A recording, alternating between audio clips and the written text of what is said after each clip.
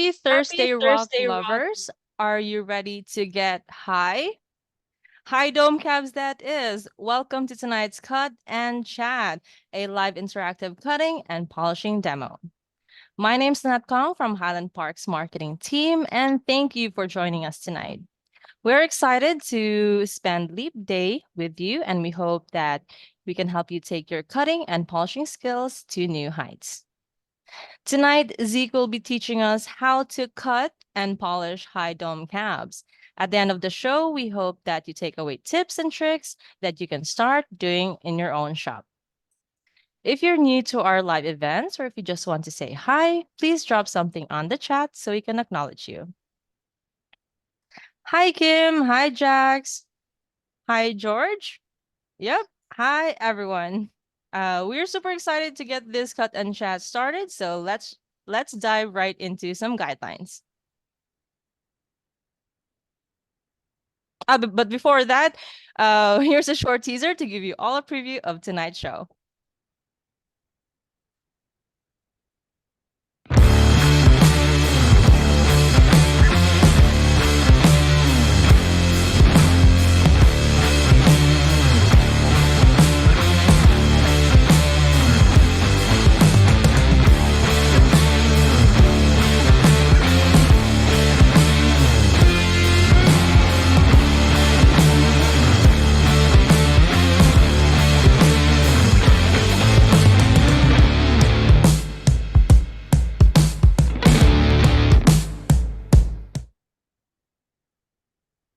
All right.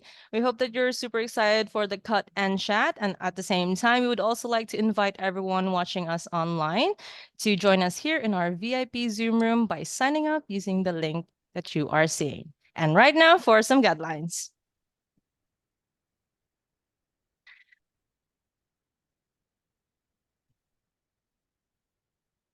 There are two ways to ask your questions. First, you can put your questions on the chat. The chat box can be found at the bottom of your Zoom screen. Make sure to send your chat to everyone so we can see them. A member from HPL team will read your questions to Zeke out loud. For those who are watching us on Facebook, you can answer your questions on the comments section, and someone from the HPL team will read your questions to Zeke. Second, to make this cut and chat more interactive, you can ask Zeke your question yourself.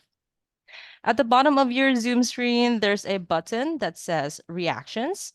Click on that button and you will see an option that says Raised Hand. When you raise your hand, a member from the HPL team will unmute you and you will receive a prompt saying, Host is asking you to unmute. Click on unmute and you will be able to ask Zeke your question.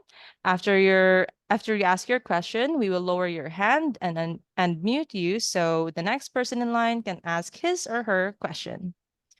If you have a new question later on the show or during the show, you can ask them again by raising your hand again. We will be alternating unmuting people and asking questions from the chat, so everyone gets a fair chance of asking their questions and their questions to be answered. For the Wheel of Fortune giveaway, if the initial winner isn't here, we will re-spin the wheel until a winner who is present in the room is selected. So now get ready to learn cutting and polishing techniques, ask technical questions, have tons of fun.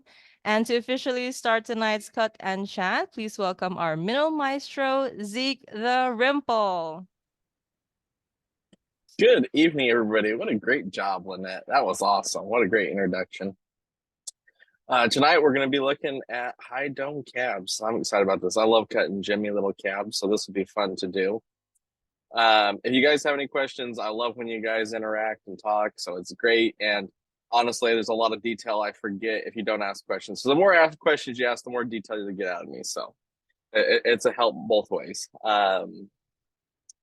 Awesome. Well, let's get started. Let's flip over to the other camera and let's talk about what a high dome cab is. Hey, everybody. Hey, Lauren. Hey, Edward. Hey, Ed. So great to see you guys. So I apologize my terrible handwriting. So here's what I would call a high dome cab. This one's kind of big, but I'm going to show you some drawings I did kind of at this angle. So these are what I'd call high dome cabs, where we've got a much taller dome, is even as crazy high as where you're going, like almost what people call a bullet shape. But this is kind of what we're talking about when we say high dome cab. The dome of your cab's really tall. Here's more of what I would, people look at when these standard cabs, where very shallow dome to almost no dome at all. So that's what we mean when we're talking about a high dome cab versus a standard cab. You can see this one's kind of in the lower end of high dome, but still much thicker and higher dome. The other thing I want to note from my little drawing here is if you notice, like this stone is flat on the girdle there, and that's the two main ways to do a high dome cab, where you take the girdle all the way down to the edge and then dome your bottom, or you do it more like that cab I was just showing you, where you put a slight girdle on it. It's preference, and mostly it's going to be the jeweler's preference. Whoever sets the stone is going to be the one that has the preference of how that girdle is done. So there's a little bit of difference there. And let's see. I put some stones on some dops, but I don't think they're dry. It might be dry enough to do it. We'll start with this piece and see. Now, I know I give ovals a lot of... Yes, the back is curved. So let me show you that stone again. So on this one, very mild dome. If you look at the back, though, you can see it's just a little bit of a dome. And that'll actually make the color better on a translucence. Oh, good job. Yes, on any translucent stone, you want to polish the back. And if you put a little bit of a dome like that on there, it will, so you get this little dome on the bottom, it'll actually make the color better. So it makes that blue pop way better with that dome than without it. And so I do put a little bit of a dome on the back there. I don't have one to show you guys tonight, but one thing that really does a good job for doing that dome on the bottom, so especially with little stones like this where you're doing jimmy material, I do like to dop them. If I was going to polish the dome of the back of this one, I would polish the top, and I actually prefer dop wax for this, even though I'm using super glue. I use a transfer jig for like doing gemstones, and that allows you to dop the top of it. So I dome on top to polish it, and then I use the transfer jig to dop it, the polished side, so then I can do the bottom. You can do it by hand, and this blue chalcedony is one that I did all by hand. So you can do it. It's just easier if you're doing more calibrated stones to get one of those transfer jigs. I'm sure John will sell them as soon as we start getting the faceting stuff in. Yes, Darwin. Kate is asking, does the curve on the bottom make it harder to set? It depends on what you're doing. For that dome on the bottom, if you're trying to do a more common style of silversmithing, yes, it does make it harder to set. But a lot of these, like if you were cutting a little oval like this out of this piece of chrysoprase, more than likely it's going to go into a cast setting, which doesn't really affect how hard it is, whether it's flat or a little curved on the bottom. The other thing you can do is when you make your piece and you set you solder your bezel on, you can cut the middle out, which allows that bottom dome to sit down in the hole, so that it's a little bit easier to set, and that gives it a little bit more of a cradle. If you're doing wire wrapping, I would definitely encourage you to do the girdle around the edge like this, because that flat edge is going to make it way easier to put your wire around than if it's curved all the way to a point. So if you're doing wire wrapping, I'd definitely put that girdle on there.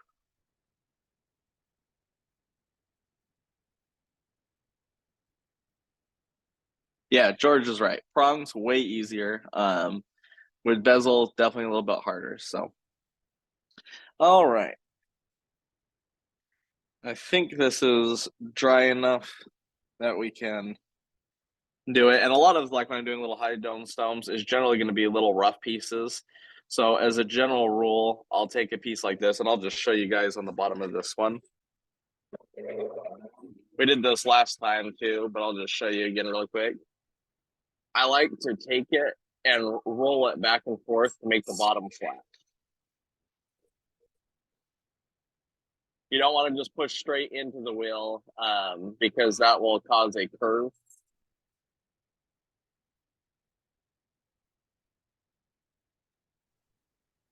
This is chrome diopside that you're working on, Zeke. Yeah, this piece is. So you can see that makes it a really nice flat bottom, and then I can put that on a dop stick. But let me put this piece of chrysoprase. I got one of our Dot Pro handles to do this with because it is easier to do these little stones on a dot.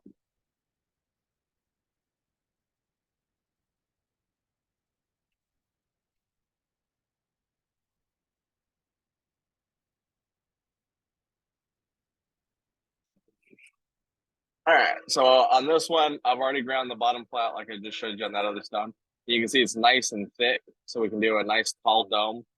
Great color in this stone. So on a piece like this, the first thing I'm going to do is start working the edge to get that shape.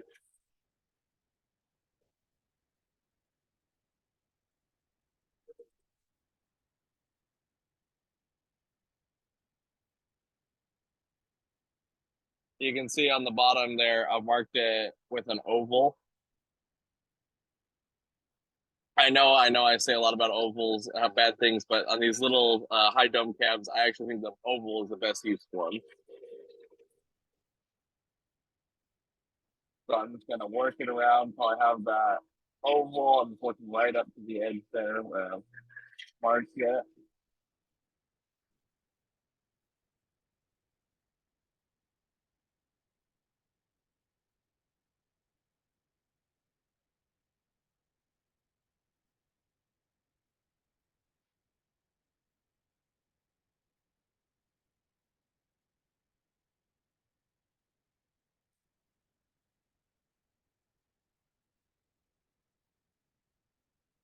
I am putting a little bit of a taper up on this. It's not much on this stone, but I am putting a small taper.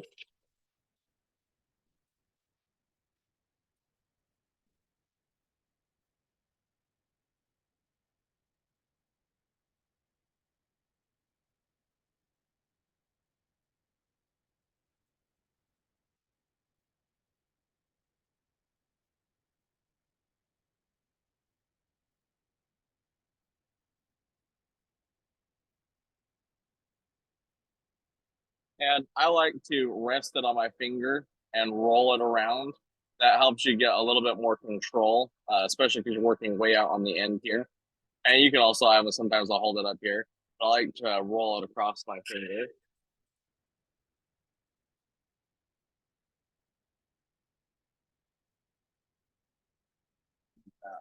Tape in there.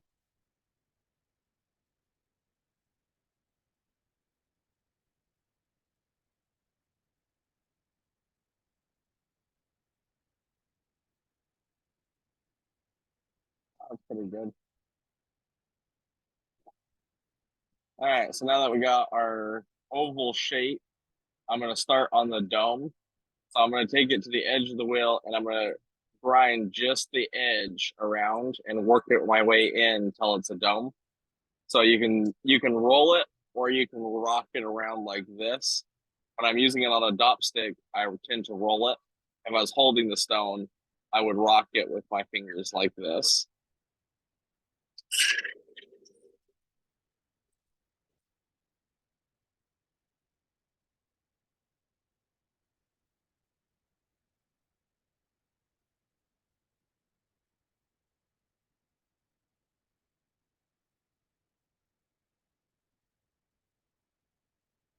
And you can see I'm just grinding while I'm putting more of a taper on there and I'm working my way into the middle so I can get that dome to go all the way across.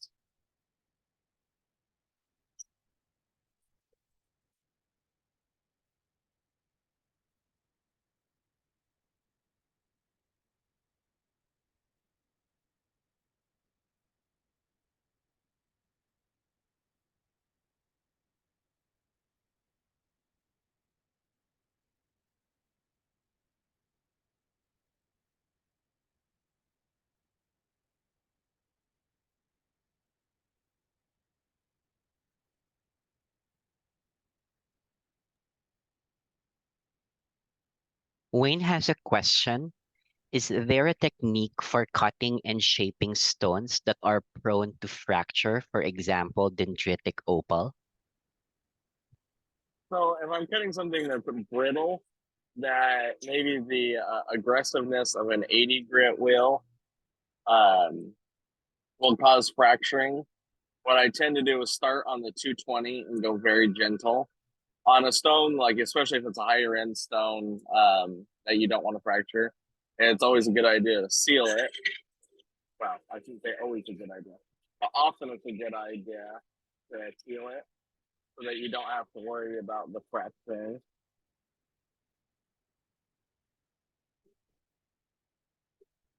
But I am going to work a lot more gently. Like I'm not going to put a lot of pressure on the stone, and I wouldn't do a 80 grit wheel. I'd start with a 220 and work really slow, so that I don't cause fractures.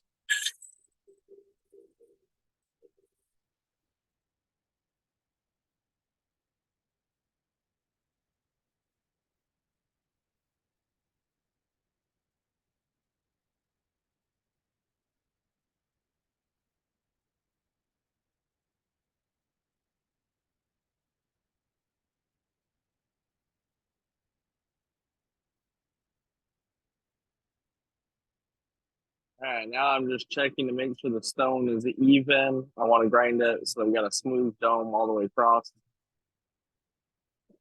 Looks pretty good. I'm gonna work it a little bit more.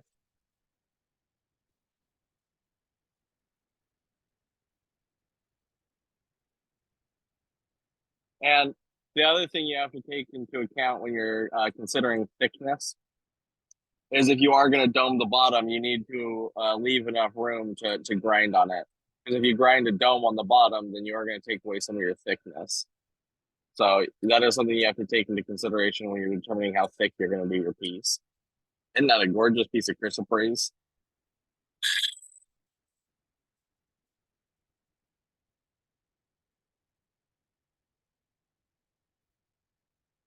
D, so what I'm working on right now is an 80 grit sintered wheel.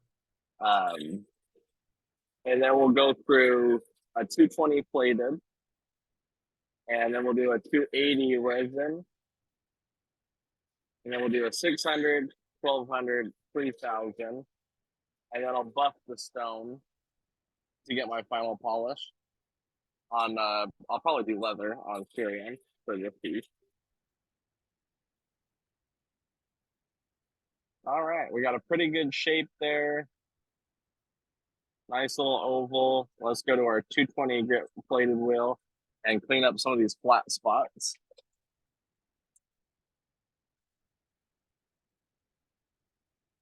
Yeah, I'm so excited about the new lab. That's what Sherman's been working on, is getting all the construction done. We're gonna have fresh water going to all the machines that's warm. This water is ice cold.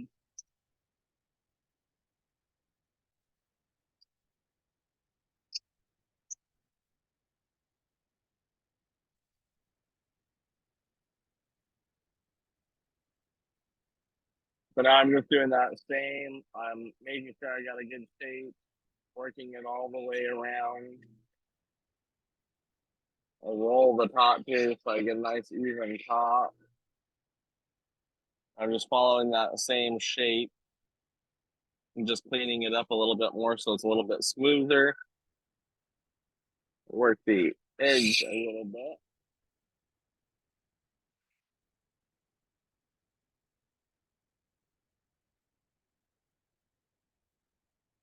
There's a nice tall dome on there. There's a lot of fantastic color, and it'll actually be a better green when we polish the bottom because the light will go down and bounce back up through it, which causes it to be a richer green. Joseph's asking, Joseph, would you would you normally have a respirator on? Yes, I would normally wear a respirator, especially if I was doing a bunch of stones. But it makes it really hard to talk. And especially on a piece like this where I'm not doing a ton of grinding, I'm not too worried just talking to you guys while I'm grinding this. But as a general rule, if I'm gonna sit down and do a bunch of stones, I'm gonna wear respirator, goggles, hearing protection, and So that way, you know, you don't have to worry about it. I also like to wear rubber gloves too, but we don't have any at the moment. And then Shane is asking if it's possible to see a demo on the wet belt sander tonight. I can show you buffing on the wet belt sander. I had to take the hood off of the top of it, so I can't run the actual belt on it, but I can give you a little tour of it and talk about it as well. And then Eric Brown is asking, what would be the difference in grinding using the sintered, plated, and resin wheels? So the sintered wheel is going to give you the long. Well, let's break it into two categories first. Actually, the sintered and plated wheels are comparable because they're hard grinding wheels. The resin wheels function completely different than the plated wheels, so they're not really comparable. You need both. You can't have one or the other. So let's talk about the plated versus sintered. The plated wheel is basically one layer of diamond on a steel wheel, and they cut really aggressive. They're really good, but they don't give you the lifespan that a centered wheel does. On our centered wheels, you get 7 millimeters of diamond, so a significant more layers, and they last. I mean, most people a centered wheel will last their entire life if they're not doing a ton of cabbing. If you're doing a lot of cabbing, it'll still last you 10 to 15 years. So really great for longevity. Most people will say that a plated wheel cuts a little slower than a centered wheel, and I tend to agree. But our centered wheels are the best ones I found. I bought some other ones and I hated them because they wouldn't cut very fast. One of the things you can do with a centered wheel, though, is sharpen it like we do the blades. So I'll actually take a peening hammer and tap across the entire wheel to sharpen it, and that helps a ton. The stone that I'm grinding here, this is a piece of Marlborough chrysoprase. And then the resin wheels, they function different. So the plated wheels and the centered wheels is what you use for grinding, shaping, doing the aggressive work.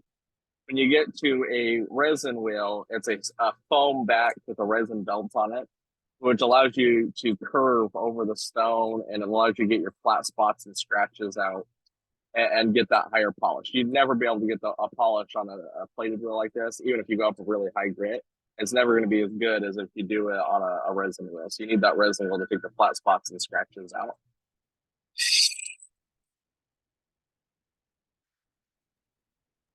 And then Michael Simpson is asking, can you review the polishing pad on the wet belt sander? Can I do what? Can you review the polishing pad on the wet belt sander?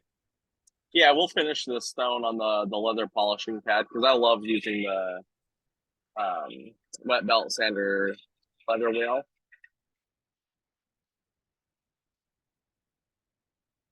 John is So what I used for the adhesive is Easy Bond glue. It is a really heavy duty super glue. You can also use dot wax. Dot wax is a little bit trickier to get the stone to stick because if you get it too hot, it doesn't work. If it's too cold, it doesn't work. If it's dirty, it doesn't work. And then so like this stone, when I'm ready to take this off, I'll just stick it in some acetone and it'll take the glue off. All right, we got pretty good shape on there. A lot of our flat spots and scratches out. Let me wipe it off and make sure we don't have any horrible scratches. And then Before Mary's we move on. asking, will the hard wheel fit on her Kingsley North 6-inch cap? Yes. Well, you'd have to get the 6-inch wheel. These are 8-inch wheels. But if you get the 6-inch, yes, they will fit.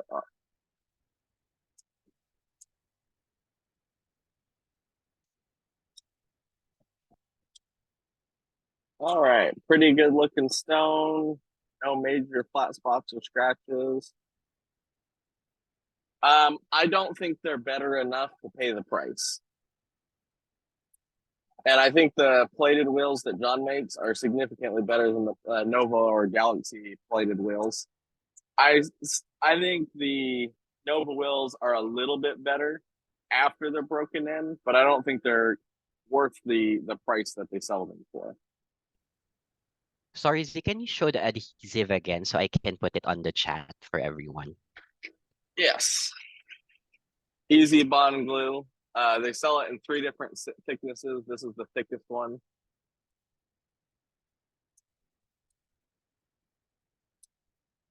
This is just what I've always used. Really good heavy duty glue. It's actually hard enough that it will take a polish with the stone. I used to use it to seal stones before I knew that it would yellow eventually. All right, so now we got pretty good shape. I don't see any major scratches or flat spots. So we can go on to the 280 grit resin wheel to start really getting those ridges out. But if you, I don't know that you guys will be able to see on this stone. There's little ridges where I followed that dome all the way around. And this is where we're going to take those out. But it's very even consistent as I roll the stone so that it stays consistent. And you can see that's a nice little oval, almost a perfect shape. So that's why I marked the bottom there so I can watch that curve as I go around. Yeah, I used to use Dopp wax, but so many people don't use it anymore that I've gone to super glue. Mostly because I'm too impatient to wait for it to get hot. Ed Deckard is asking what's the shelf life of the glue since it's a big bottle. If you put it in the freezer, it lasts a long time. That's a new bottle, obviously. But my previous bottle before I sold my shop in Utah, I had for 4 years, and I used 2/3 of it. And it still worked good. But I'd keep it in the freezer when I wasn't using it.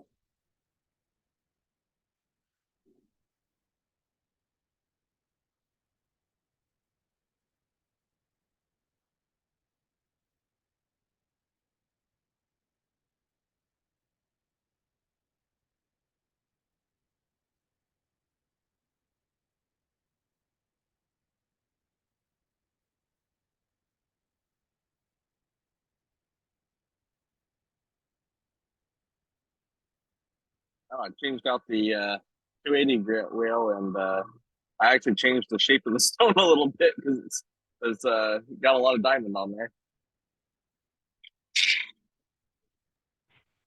So Howard is clarifying, do you store it in the freezer or the refrigerator?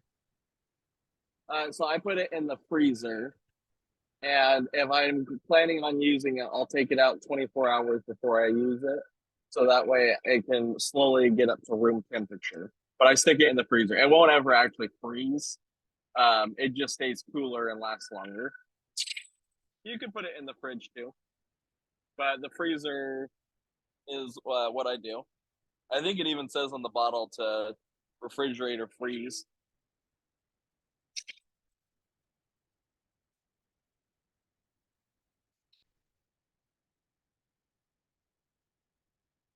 Very light pressure, barely skimming across it. I just look at my finger. I'm not putting a ton of, I'm not pushing really hard into it. I'm just letting it glide across.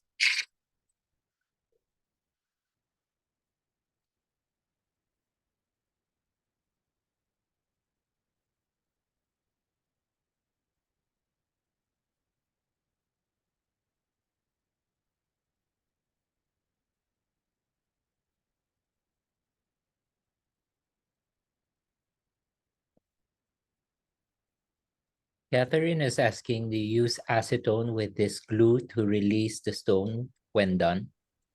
Yeah.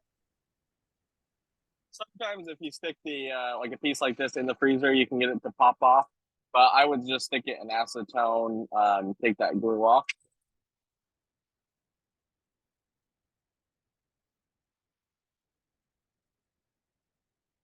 And is that the same for all the wheels? What's that? Is that the same for all wheels? Oh yeah, the pressure. Yeah, as a general rule, I'm never really pushing it really hard on the wheels. Plus, I'm doing like for doing a cab like this, I'm just pushing really lightly. If I was like grinding on an agate,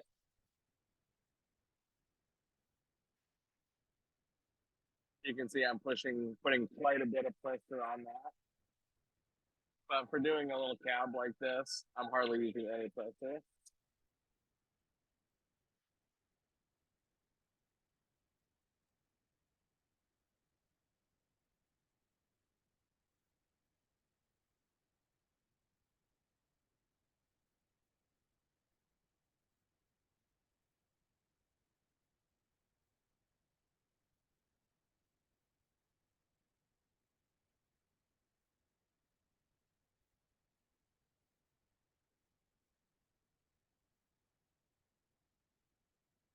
See how we're looking here.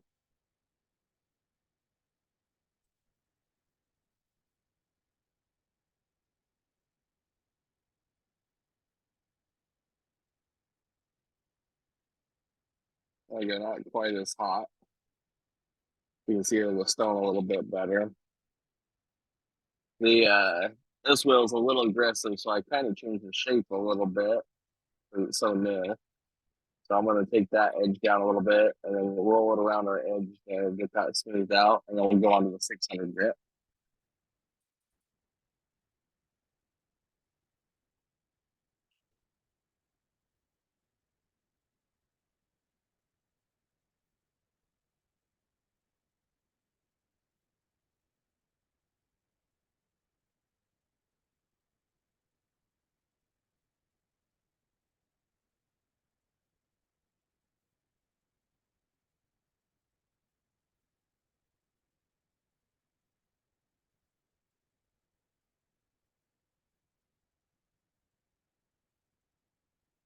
Yeah, sometimes the freezer trick works, and sometimes it doesn't.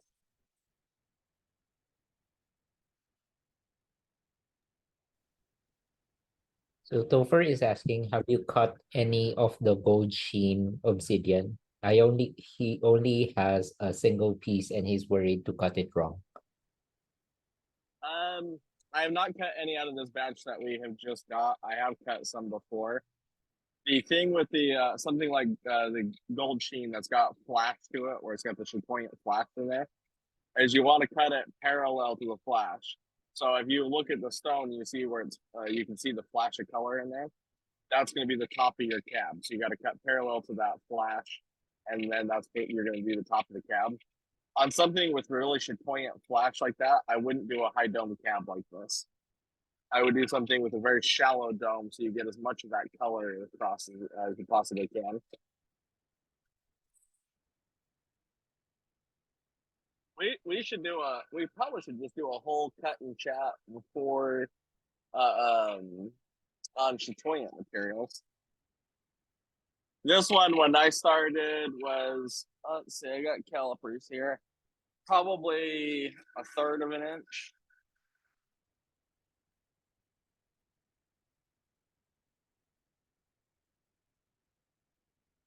Okay, so that's what it's at right now, 0.33 inch. So it was a little bit more than that, maybe like 0.4 inch.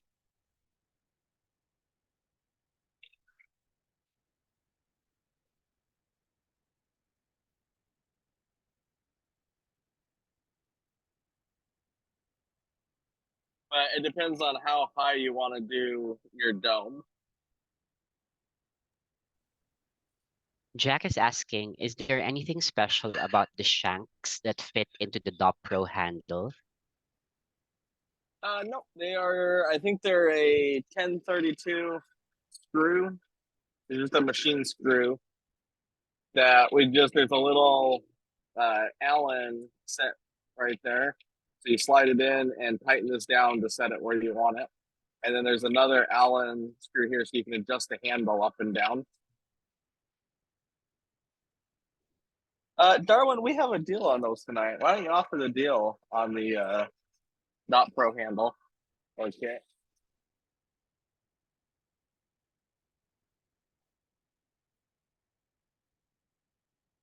Yes, they have flat tops.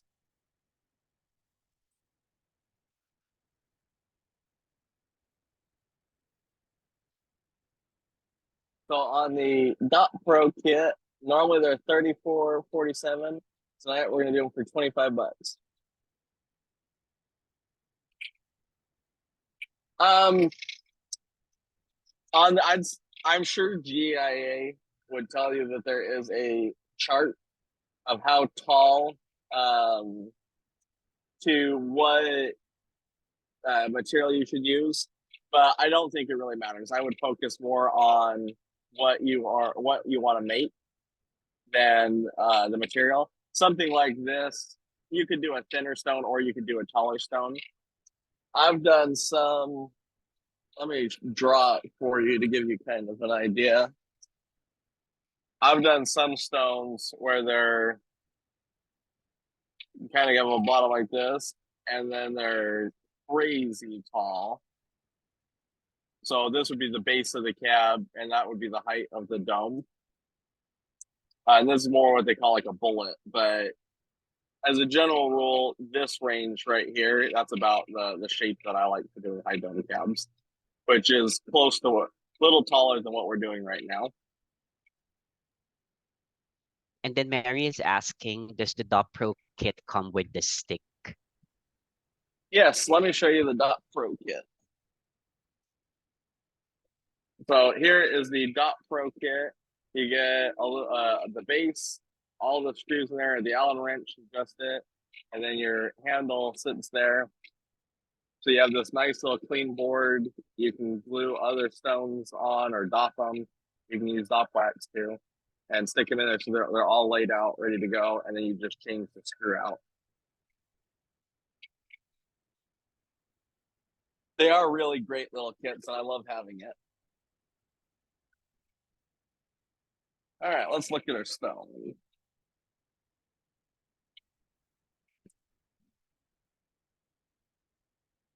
Couple little flat spots and scratches, but this wheel is kind of aggressive, so I'm gonna move to the 600 and get those out, clean it up a little bit. And then Mike Wilford was asking, do you use an accelerant to dry your glue? If I had accelerant today, yes, I would have used accelerant. I don't have any accelerant at the moment, so I just dip these in water, and that helps the glue dry faster. It's not the best thing to do, but you can do that. And then Yes, Wayne these is are great. Sorry, go ahead. I was just say, yeah, these are great for saving fingertips. You can see mine, I grind in all the time on my index and my thumbs right here. And then Wayne is asking to clarify, is your favorite profile material specific? Is my favorite profile. Oh, no. I mean, I like certain stones. I'll always do a little bit taller dome. Like here's a piece of fluorite that this one actually has chrome paint on the back, so it really reflects instead of doming it taller. But like I'd always do that a little bit higher dome or a little bit thicker to save the color. Anything that's translucent, you want to do a little bit thicker so you get better color in there. But and also here's an example of like a piece of mookaite that I'm working on that it's really thin, but you can't see through it at all, so it doesn't matter. No, this is not a doublet. This is just me playing with paint to see how well I can make this fluorite look.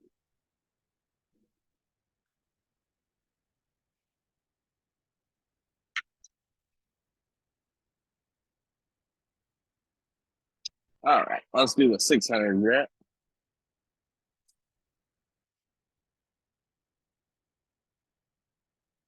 And you guys are gonna love this. John got more of that fluorite, so we're gonna be showing that fluorite tomorrow.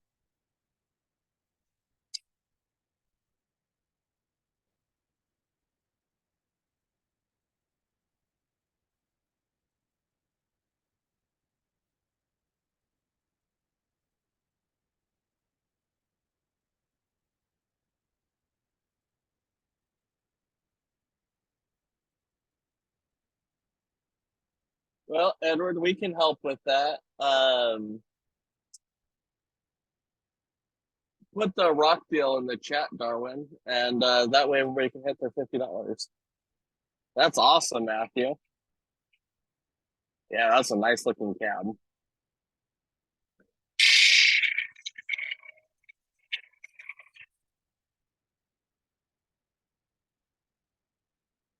So if you haven't seen, we have these awesome Jimmy little pieces of fluorite that are great for doing cabs like this. Let's see, I think I got a couple more here somewhere. But we have the amethyst. Normally it's 25 a pound, but if you get 5 pounds, we're gonna do it for $100.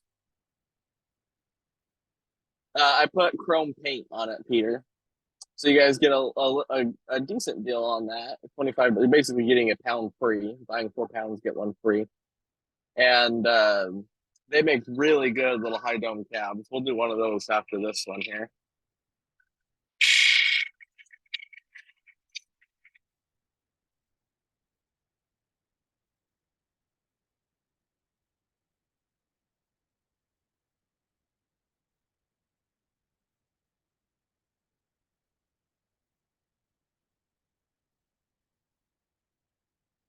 Making sure I'm working all the way across the stone, especially with a taller stone, where you're doing that circular motion like this.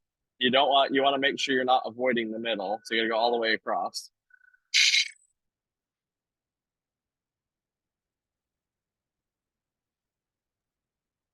Catherine said she was hoping to see you high dome and amethyst.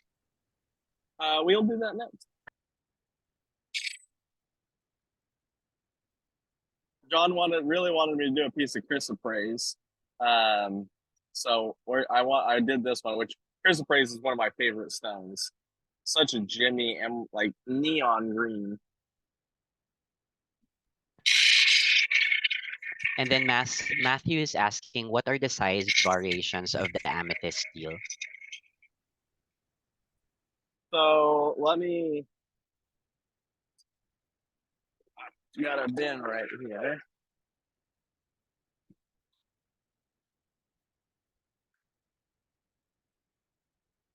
So here is a handful of the amethyst. So you're gonna have, there's a decent sized one, there's a small one. It's all gonna be little cabbing pieces. Or you can tumble them too. We sell it as cabbing and tumbling. But like that, may kill a cab right there. You could actually get a couple cabs out of that one. So I'd say probably pea size, 1.5 inch.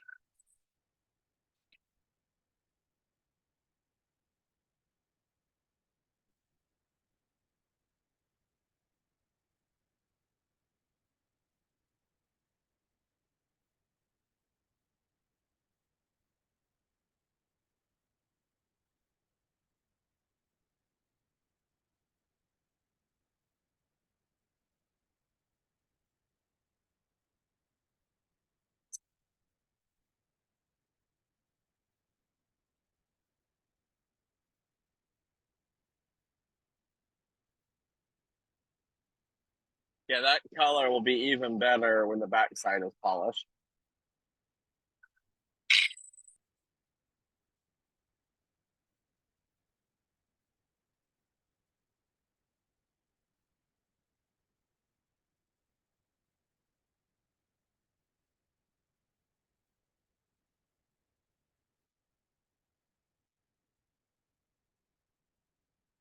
All right, let's see how the stone looks dry.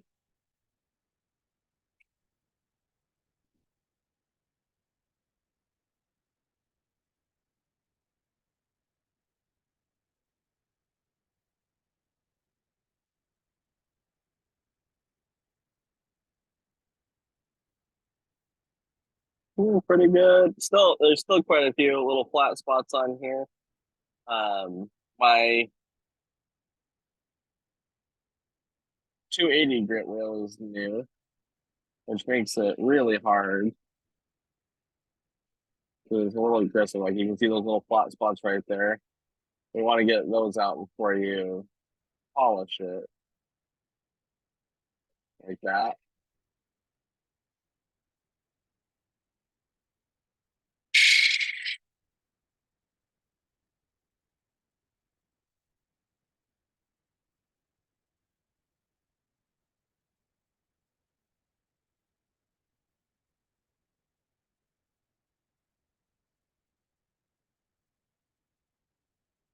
this is actually one of those times that I love having the wet belt sander, because if the wet belt sander was set up, I'd take a 400 grit belt and let the belt concave over the stone a little bit. That would really help with the polish.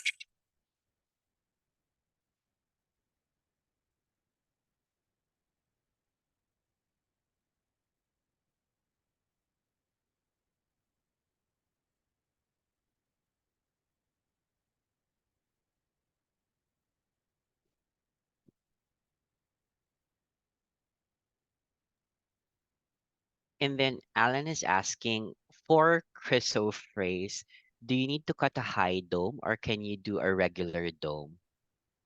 You can do a regular dome out of it. The high dome is just going to make the color a little bit brighter.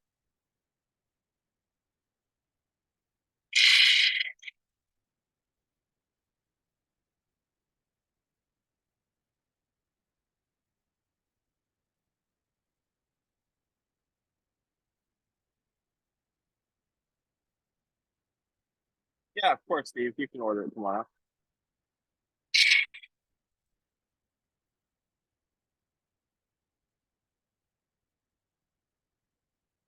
If you are going to cut a regular dome cab, I would recommend making sure the back has a really good polish, even if it is just a flat polish, because that'll still make the color a lot better.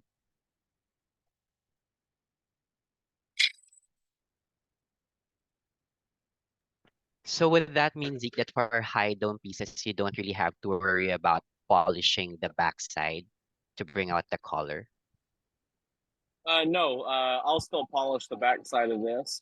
What I was saying in the beginning is I would take this and ideally I'd have a transfer jig, which you use for faceting, which allows you to stick your dop in there and transfer it over to another dop. And that way you're perfectly lined up. You can do it without it, but ideally you do it that way. And then you can either do the back with a dop on there, or you can try to hold it. But trying to hold this little stone with a polished face on here be a pain in the butt. But I would actually put a slight dome on the back of this and still polish it.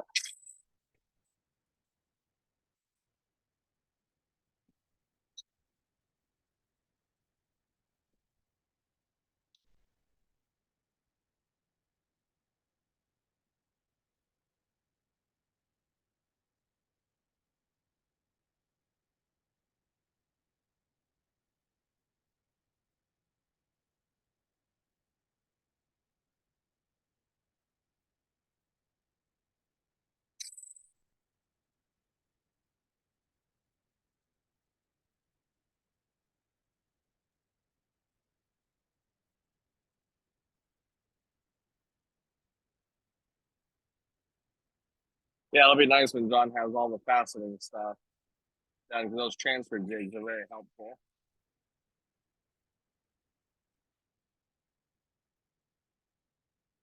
But that's why I was saying I like the dot wax a little bit more for when you're transferring the piece, because it compresses in a little bit easier, and so you get more surface area touching. A little bit harder to do that with the glue. Stephanie's asking, are there any stones that soaking in acetone to remove the dop stick isn't recommended? I'm trying to think. I can't think of well, any stone that's been stabilized, you wouldn't want to soak in acetone. Like if you have turquoise that's been stabilized, I wouldn't put it in acetone. As an example.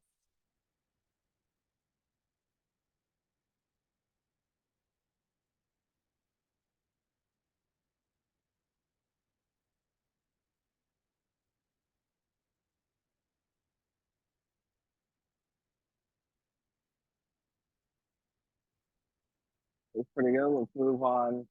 Amber would be another one to not put in acetone.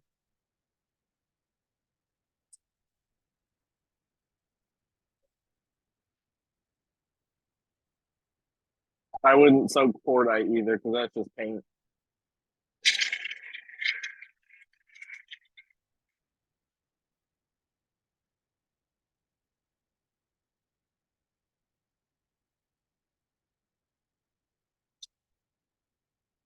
I think most fossil, some I'm sure there's some. Most fossils would be okay, like dinosaur bone, things like that would be fine to go in acetone.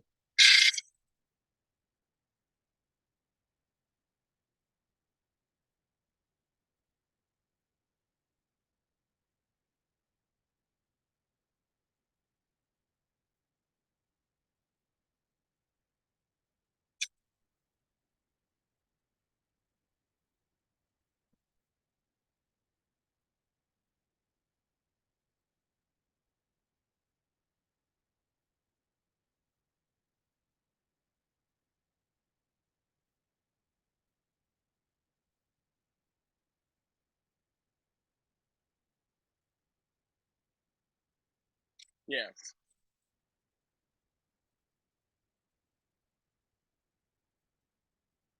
Yeah, anything that's been stable, I wouldn't soak in acetone.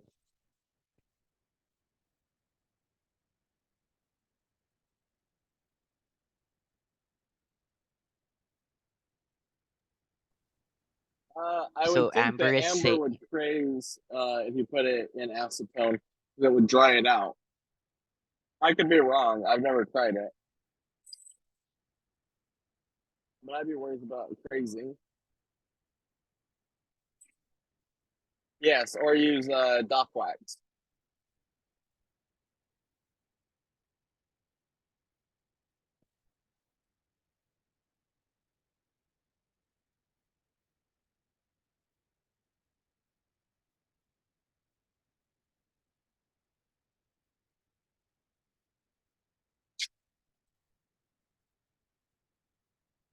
That was pretty good.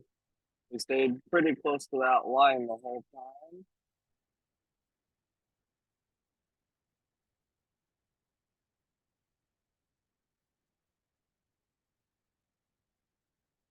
Moving it all around, making sure we get the whole top of it. Let's do our 3,000 grit, and then we can go buff it on the leather.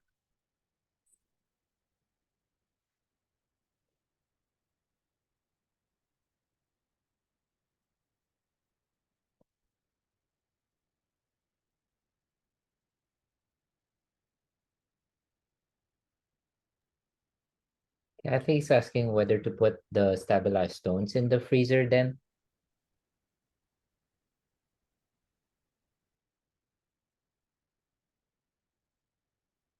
What was that, John? Uh, Kathy's asking to put the stabilized stones in the freezers then. Yes. Okay, thank you.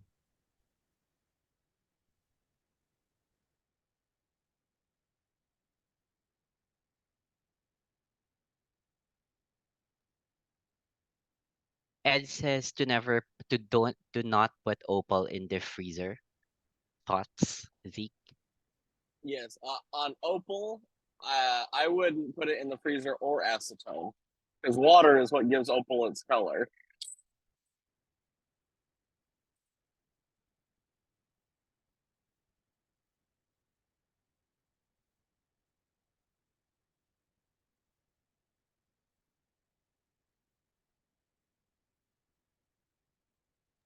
Amber was asking earlier, how are you going to do the back without losing the polish on the front? Well, if I just put glue on the top here, it won't affect the polish when I take the glue off.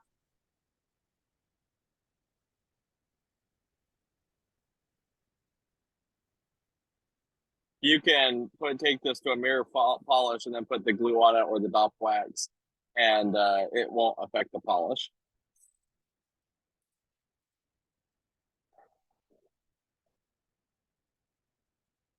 You can also just do it by hand if you're doing the back. I've never tried it, but I've also seen people take like little mini suction cups and suction cup it to the top of the stone to polish it back. I've never tried that, but I've seen other people do it.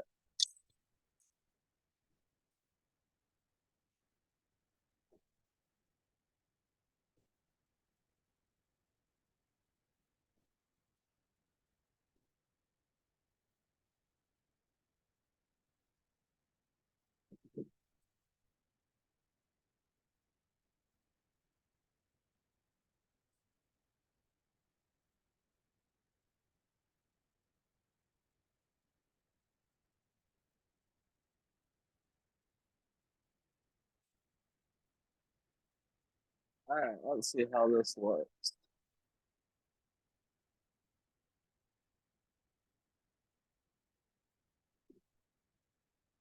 Got our stone dry now. And I definitely could have done a better job getting those little flat spots out, but it looks like we got a decent polish across the whole thing. So let's go buff it. For tonight, we have the Dot Pro kit. Normally it's $34.90, $34.47. Tonight we're doing it for $25. And we also have a deal on the Amethyst cabbing grade. These nice pieces of amethyst, great for doing cabbing. And it's $25 a pound, but we're doing 5 pounds for $100. So you're basically buying 4 pounds and getting one free.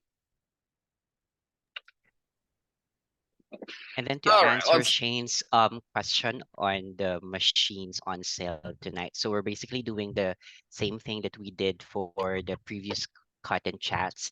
So if you buy a machine, you can get 10% off on the accessories that are related to that machine.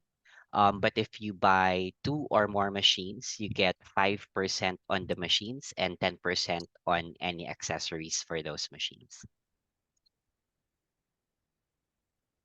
No, that's a pretty sweet deal. Let me grab a plug for this. Helps if you plug the machine, and they definitely work better with electricity.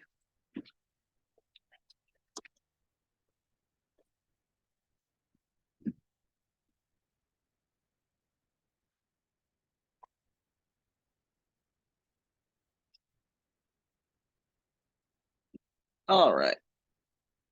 So we got this wheel already has plenty of cerium oxide on it, so I don't need to add more. So I'm going to turn it on, and then I'm just going to spray some water across it.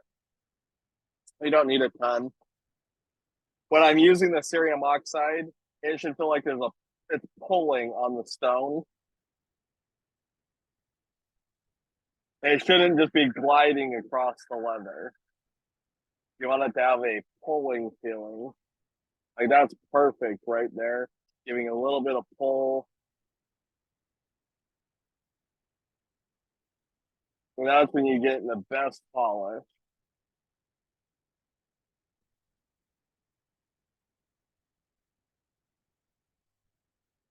I'm just gonna work it around like I was working on the wheel there. Great to have this handle on here, especially for this. I would not use this leather wheel without on such a small stone without the Dot Pro handle.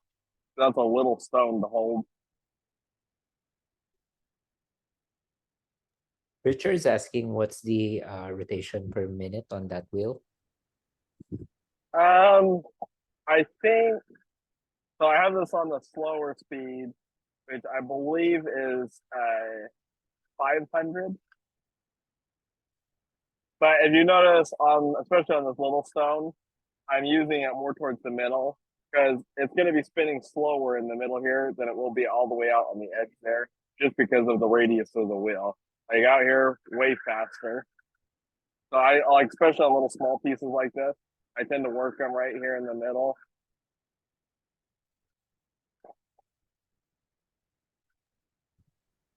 How much cerium do you put on the pad initially, Z? So when I charge a cerium leather wheel, what I do is I take some cerium oxide and I mix it with a little bit of water so it's a thick paste. And I take a paintbrush and I paint it across the whole wheel, working it in. So there's plenty of cerium oxide in there. And I mean, maybe a spoonful or two of cerium. It's not, I put way more than most people do. Like John said, it was way too much, so you can get away with less. But that's what I do, make sure there's plenty of cerium on there when I'm getting started. And then as I use the wheel, I'll add little bits here and there. And then we'll ask if you use the slower speed on the lever. Sorry, you cut out, Darwin.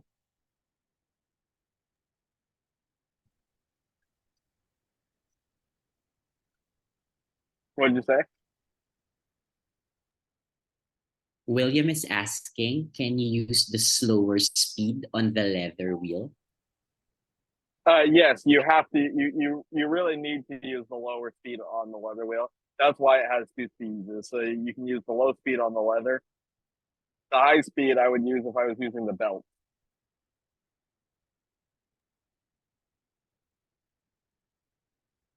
All right, this stone's looking pretty good. Wipe it off a little bit.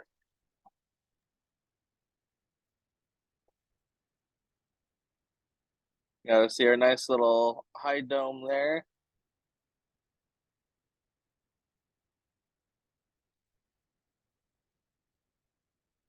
Pretty Jimmy little cab.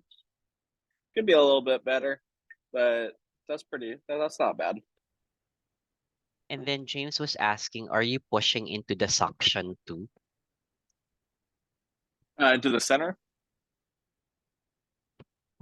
Not sure actually what suction means in this context. I'm not pushing right into the center, but I am pushing into the leather. The only thing with the leather, you got to make sure you're not getting it too hot. All right, shall we go do the piece of amethyst? A couple more questions about the wet belt sander. Was the wheel Yeah. an 8-inch wheel? I believe well, it depends on which. Oh, whoops. 1 second. I closed Zoom. There we go. Let's go look at it. I took the phone off the tripod so I can show the machine a little bit better. So this wheel right here is a little over 8 inch. Oh, it's right at 8 inches. This is what you would do. You have your belt on here. Normally, this would have a hood on top here where the water sprays onto here. This one has the backer plate on it. The leather wheel is, I'm pretty sure, a 10. Yeah, it's a 10-inch wheel. So it's pretty good sized wheel that you have there.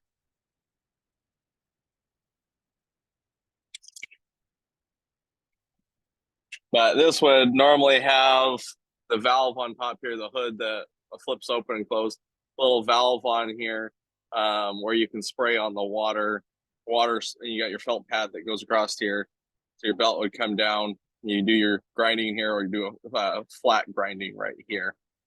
And I love that this machine's so easy to change the belt. All you do is you would flip the hood over and then press the handle down. You can change the belt. You got belt tension here, so you can make it tighter or looser. And then another really cool feature of this machine is this handle right here, which tilts this up and down. So it makes it so that you can adjust the belt so it rides perfectly in the center.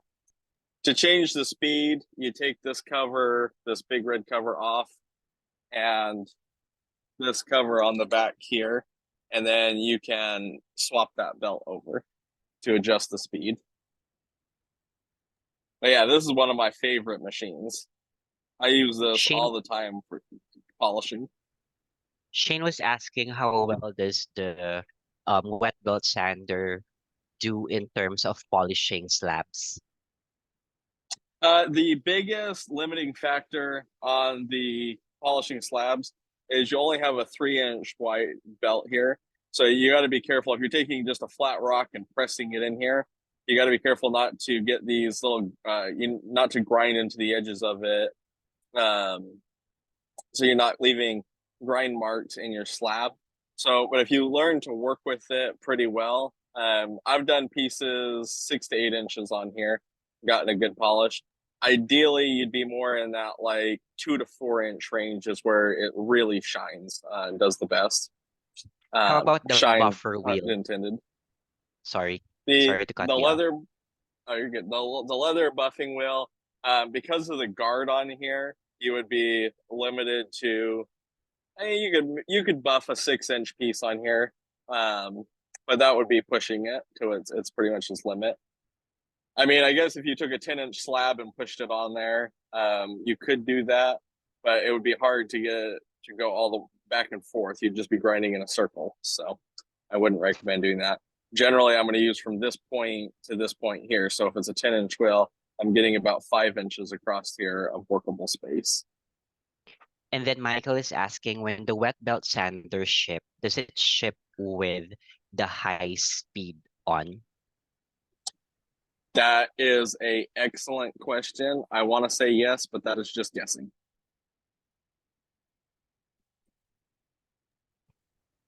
And then It's Alan pretty has easy to change. So Alan has a question. He says, a few years back, I bought several pieces of Labradorite that were polished already. They are on the thick side, wider than a quarter inch. To keep the chatoyan, should I grind off the back some to keep the dome shallow to keep the chatoyans? So if you just have a cab that's already made and it's a thick cab, but you like how the top looks, yes, I would just grind down the back. If you don't like how the cab looks, then you could actually take and grind down the whole piece, top and bottom, and reshape it so that you like it more. But if you like how the top looks, I would just grind from the back. And then Shane is asking, would there be any issues with catching the edges of the slab on the buffer wheel? No, the buffer wheel is soft all the way around the edge there. So you don't have to worry about grinding it. Well, you're not doing any real grinding on this wheel. You're basically just buffing. So, but you can use this edge right here. That's no problem. And then William is asking, is white cerium better to use?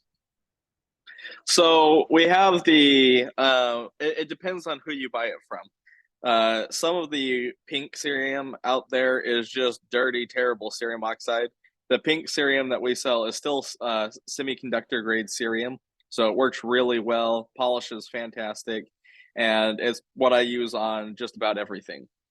The white cerium or the double A grade cerium is a finer, cleaner cerium, which is also semiconductor grade. So it's if you were doing really high end pieces, I would opt for the white cerium, or if you're doing like optical quartz or rutilated quartz spheres, things like that, I would or cabs. I would do the white cerium, but for the A grade works good for 99% of things, and I'm very happy with it. And then going back to Alan's question earlier about keeping the chatoyans of thicker pieces of Labradorite, he said what he got are not cabs but flat pieces that he will cut the cabs out of. Um,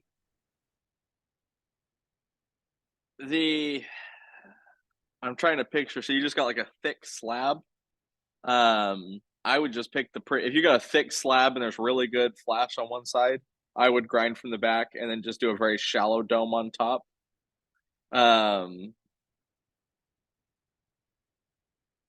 Okay, yeah. So that's what I would do is just find your best color and make that the top. Do a shallow dome to really keep the flash. And then Peter is asking, can you buy just the leather buffer wheel? That's a good question. I think we sell these as replacements for this machine, but we don't have just a machine set up where it's just this wheel. But I think you can buy these replacements. I don't know what the arbor size is though. Got it. And then Michael is asking, would you use cerium after 50K belt? No. If you're going to take something up to 50,000 diamond, that's all I would do to it. I would not use cerium on something after 50,000 grit. In fact, I probably wouldn't use cerium on anything that I've gone over 14,000 grit with. So if you do 14,000, then cerium, that's okay. But after that, I wouldn't do it. If you're going, to the, there's like, you can get other grits like 30, but generally you go 1450 on the grits. But cerium will actually be less of a polish than 50,000 grit. So you wouldn't want to do cerium after 50,000. And then Matthew wants to know how hard it is to change the leather pad out for different polish loads. I don't change it out. I wouldn't change this out to a different thing. What I do, let me grab one of these. Pardon the mess in the lab here. I have these felt belts that I put on here. So I put that on there as if I'm using a grinding belt on the slow speed. And if I was going to use something else other than cerium, this is what I would use. And I would charge this felt belt to put on there. That works pretty good for doing like diamond and milk or other things like that. I've also done Lindy A on it. I've tried some other polishes. And then speaking of milk, when do you recommend using milk?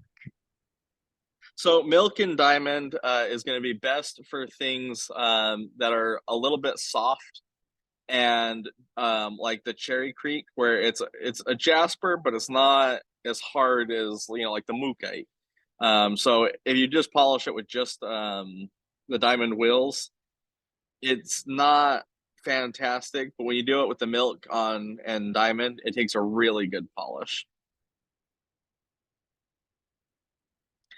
We do not sell these belts. They're on the list of things that I want John to start making. Currently, I order them from his Glassworks. I don't know where else sells them, but that's where I buy them.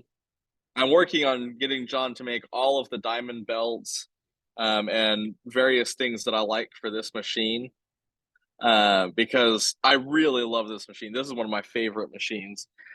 This is one of my other favorite belts. This is an electroplated diamond belt, super aggressive. This is great. I mean, you can do sphere preforms on this belt. It's so aggressive. Yeah, that's all big diamond crystals in there. So that's really good belt. That's like I think those belts are like $350. Which is just crazy. So I'm working on John getting more belts. Darwin, that's funny. Like that. But we don't currently stock those. That's hilarious.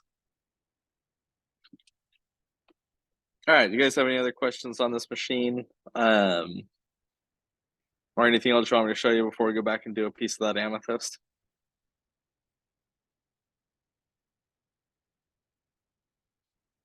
I do like this new back plate here too. That is really great for doing cabs too, because you can do the flat polish on this right here. I am working on John doing a machine similar to this belt sander right here. This is a 4x106 inch machine. There's a diamond belt on that I'm working on John making something like this because I like this machine, but nothing yet. The wet belt sander is 3.5, or I'm sorry, it's 3-inch by 41.5-inch around.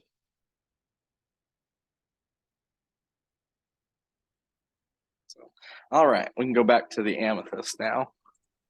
So Kathy is asking how heavy the wet belt sander is. On the website, we have it listed as 135 pounds as the shipping weight, but just want to make sure that's still accurate.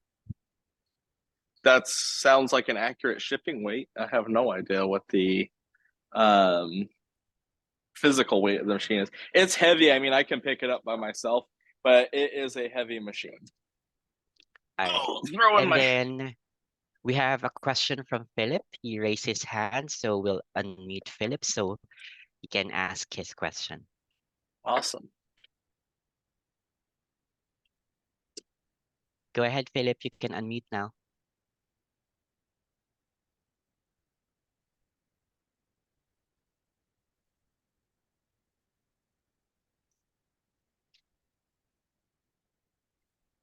On this stone here, I'm gonna do a little bit more of a free form. So I'm just gonna take one of these chunks. Nothing's been changed about this. This is the way you would just get it in one of those bins. And I'm gonna polish it kind of as a free form high dome.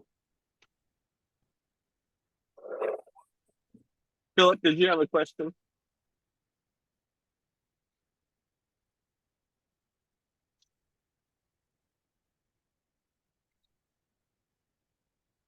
I think he's having So an I'm gonna, issue unmuting, so we'll just go back to him later. Yep. okay. All right, so I'm gonna start with that technique where I rock it back and forth to no, this is just This is out of the same bin that would have been on the live cell.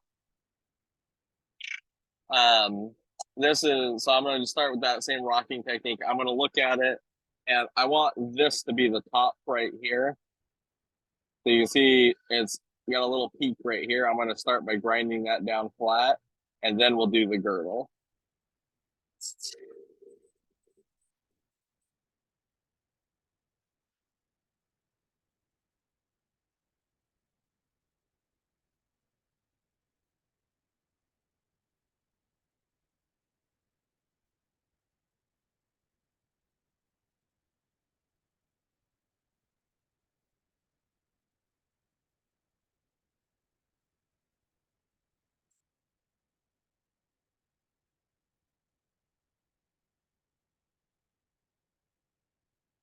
So that's really flat right there for just freehanding it. Yeah, the amethyst you get mixed sizes, but this is just one of the pieces out of those.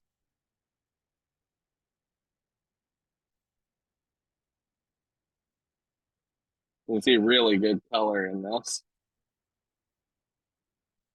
So now I got a nice flat spot on the back there, and I'll actually probably dome this one a little bit, but it's a good base to get us started. So now I'm going to do the girdle. This is also where you would decide your shape.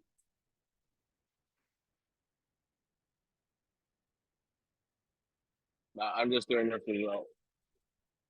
It's going to be kind of an oval free form.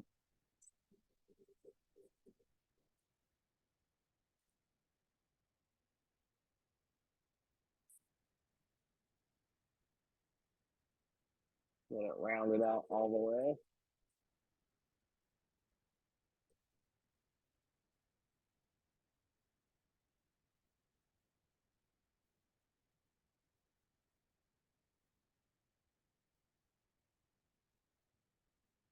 All right. So we got our stone there. This is perfect too, because we got this little area right here. So I'm going to do a little bit of a dome now on the back, and then we'll do the dome on the top.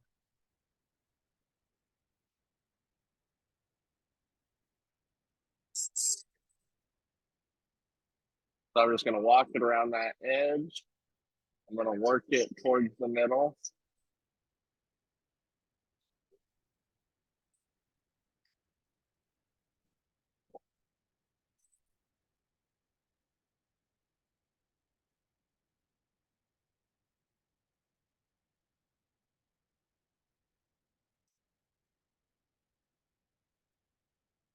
And amethyst, these little amethyst is kind of soft, even though it's a 7.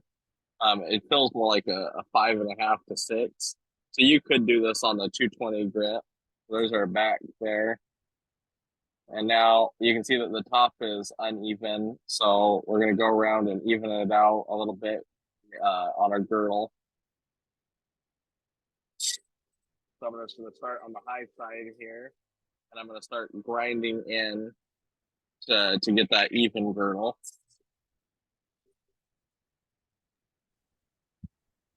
And then Mary is asking, is that the Intarsha machine beside you?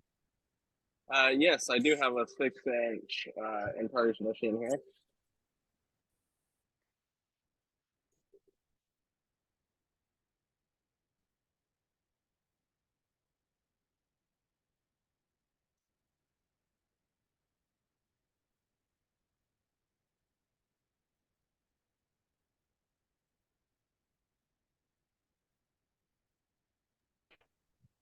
So we have a question from Robert from Facebook. Is it true that we are working on a giant core drill? Yes, we are working on a core drill that will do. I can't remember if it's 30 or 36-inch spheres. All right, so we got kind of a shape, a rough shape there. This is a kind of a soft stone for the 80 grit, so I'm going to move to the 220 so I don't grind it in too much. Now we got our rough shape.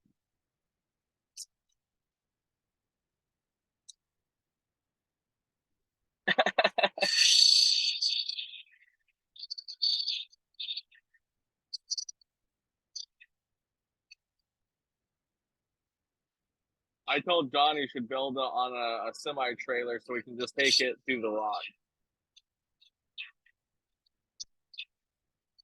Now we're gonna roll it around, get our dome all the way.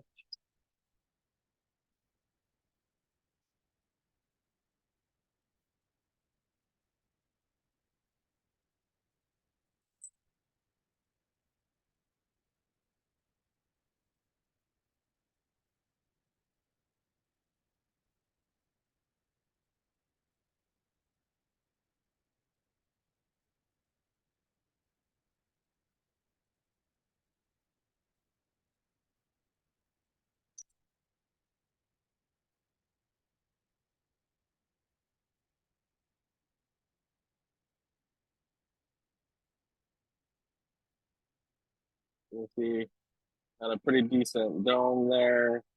Working on the girdle a little bit more, seeing that up. I like it to have a nice even girdle, makes it a lot easier to set it. Let's clean up the bottom.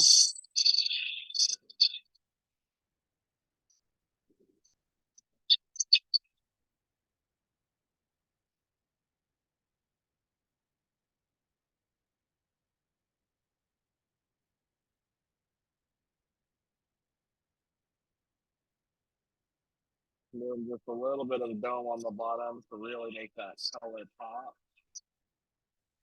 So Jack is asking, so it seems to me you could butterfly any of the small agate nodules that come by in lots on the live sale and high dome them. Would that give good results, assuming you get into the agate a little ways? Yeah, you can do it where you're skinning into it. Let me grab an agate to show you. So here's one I polished last week. That's the skin of an agate. So that's what I'm talking about skinning. That's the back side of one of the agates. I just polished a little window on. So you can see you get that pattern. Here's the front of it. You can see the banding in there. I mean, this one's good enough that I'd polish the front of it too. But you could grind into it and make Skinner cabs, or you could cut it up to get this banding. So yeah, the agate halves we sell are great cabbing pieces if they're not, especially if they're not a good specimen.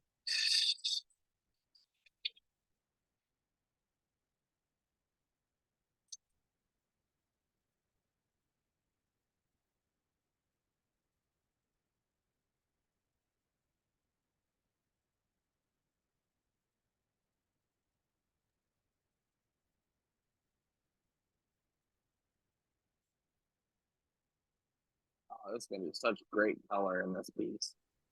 And you can already And then see. Vicky is asking, what would be the advantage of our 8-inch cabbing machine over others in the market? Oh, that's one of my favorite subjects because I have owned, used, or played with pretty much every cab machine out there. And I used to be a big Diamond Pacific fan until John made this machine. I will tell you the number one reason to buy this machine, and I bought one as soon as I saw this feature. Nothing else mattered to me as much as this one feature right here. This rolled armrest right here. People make them flat. Diamond Pacific makes them with a sharp edge. No other company makes them with this nice roll right here. And that is really, really, really comfortable to work on. If you look at a lot of people's machines, they've cut pool noodles to go on there because they're so uncomfortable they can't lean on there. So this phenomenal. This is the first thing that was like, I'm buying this machine. I don't need any other information. Having this rolled armrest is the one piece of information that made me buy it. And the reason it's important to have a rolled armrest and not just a flat bar to rest your arm on is when you put your forearm here, working with different stones, you go different angles. So even if you have a flat armrest, it only works if you cab like this. If you're using your whole arm like most people do, a flat edge is still going to make you dig your arm into that corner. So this rolled armrest is really good because you can rock your arm back and forth comfortably. Really, really great feature. I do like the spacing, and we include a lot of extra spacers so you can adjust the spacing on there. I know some people put expandable drums, an 8-inch expandable drum on their machine, use belts as well. So that's kind of a cool thing. We've added on these lights. These are awesome. Work really good. It does have a motor mounted on the top, so you're using up much less space than most cab machines. And in here, you'll find a Poly V5 belt, which is like the serpentine belt on a car, or the timing belt on a car. And it gives it really smooth running. So I really like that feature about it. You can put end plates on there. John's working on making them. We don't have them yet, but you can put those on there. It also is tapered, so the water goes to the back there, and you got to drain below the pan line in the back there. So that's nice. I like the little needle valves above each wheel, so you get your water flowing right on the wheel. And John made it so that you get these felt wipers, which are great for distributing the water across them evenly. Really like that feature. But really, this rolled armrest right here is the number one reason to get this machine. It's so comfortable. And then what's the water delivery system on the CB8? The CB8, so in the back, there is a 6mm quick connect port. So you can put it on, you can use a pump, you can run it directly to a water line, you can do gravity feed. So that's nice. And yeah, Jack's right. There's no vibration. That's why that you have that Poly 5V belt, or I think that's what it's called, the timing belt of the car, so you get that smooth run. And John is designed a brushless DC motor that's going to go on this machine, so it's going to be variable speed in the future, but it will be a retro kit to add on there. A lot of people ask for variable speed. I've never needed variable speed, but it will be nice to have that. The one complaint people I hear the most, I'll see if I can show it to you guys, is because this motor is such a big, heavy duty motor. When you turn it on, it makes a little squeak. And I don't know if you can hear that, but it makes a little sound as it winds up because it's got so much torque that it kicks on. So on the retrofit, you'll be able to slowly ramp it up so that it gets rid of that.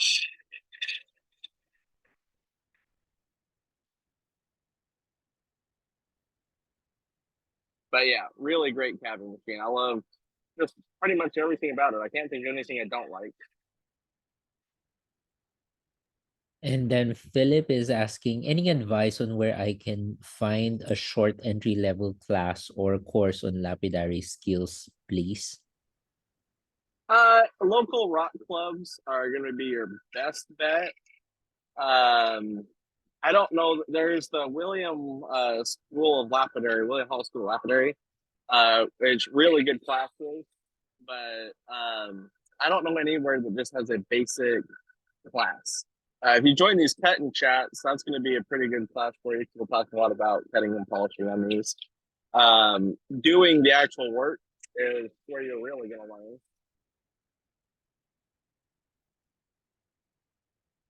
But yes, they are stainless steel screws. But I don't know anywhere that teaches like small beginner classes for the most part. If you can find someone in your area that's really good, that's always helpful. Someone you can work with. Oh, thank you, Randy. Michael's asking, will future units come with the adjustable motor? The variable speed motor, I believe so, but I'm not. John will probably switch them all over eventually.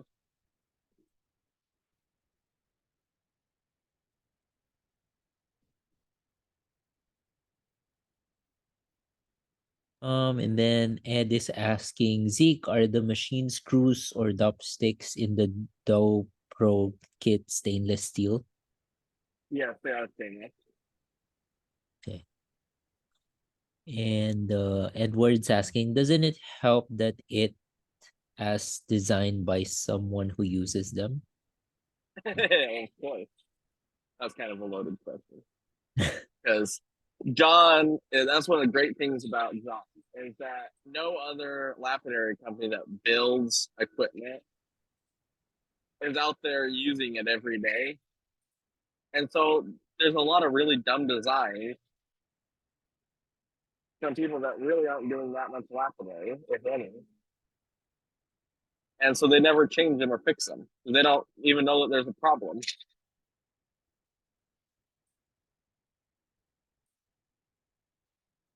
But Then I'll tell Debbie, you, even if John has a really good design and he thinks the machine is great, he's still constantly looking at it to see what he can change and make better.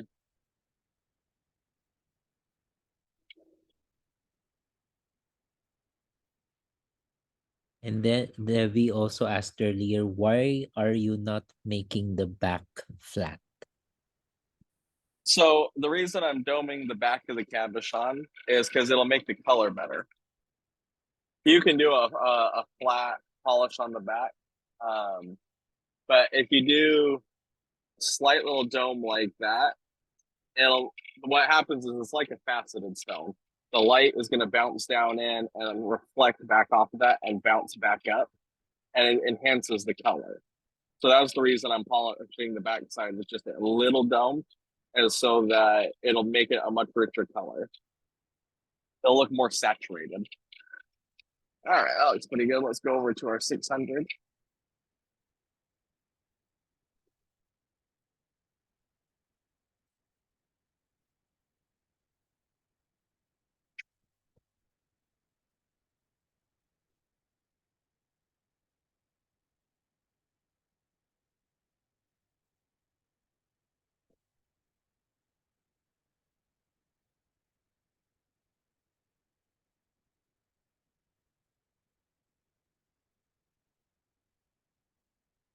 Kind of a fun experiment, like especially if you get the amethyst deal.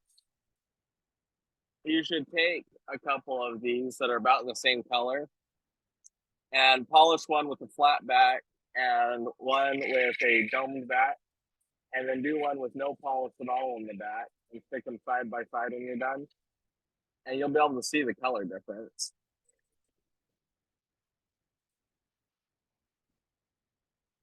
Same with the blue chalcedony or any translucent stone like that.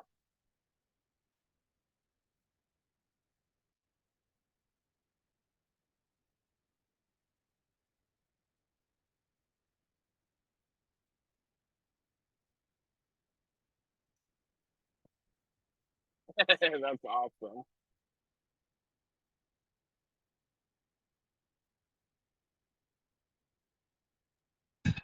Daniel is asking, could you talk about why the shaft of the cab holder, or I think the Dop Pro kit, has the thinner portion? It doesn't line up with the handle set screw, so not sure what it is for.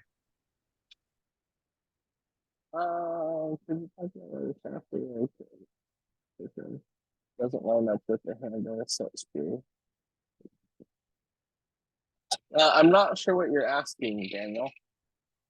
So you have the shaft that goes through here, and this is where the screw comes and sits down inside here.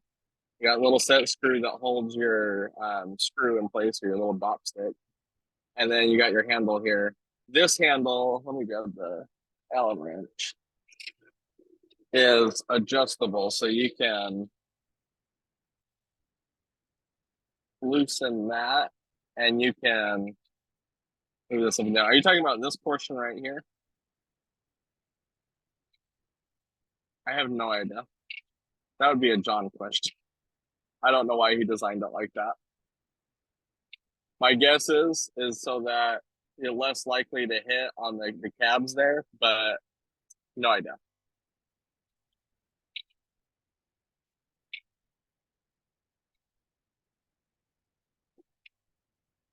or hit on the side of the wheels there. But yeah, I'm not sure why he did that.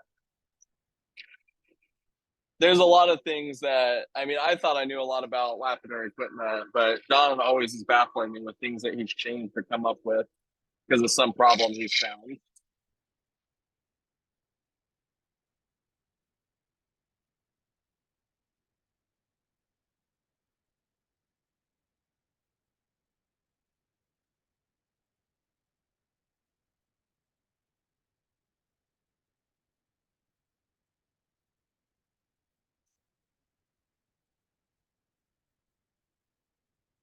Yeah, John is awesome. I love working with John. Such a good guy. And he's really, really smart.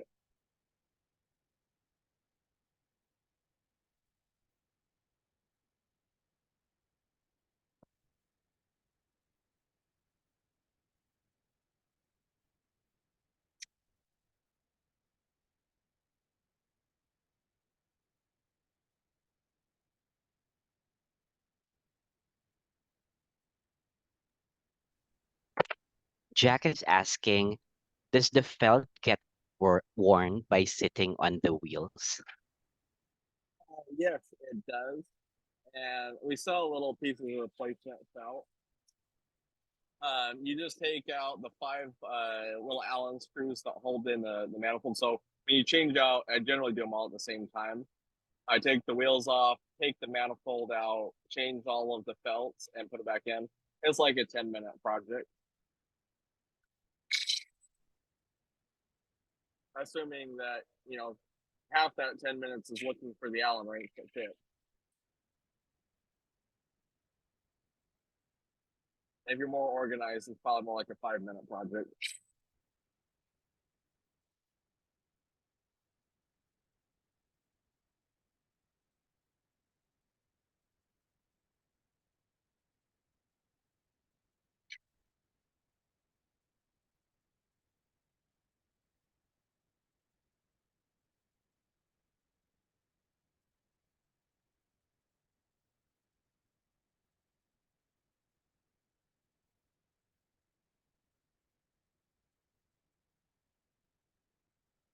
Yeah, see, actually, you can already even see now the light in front of it.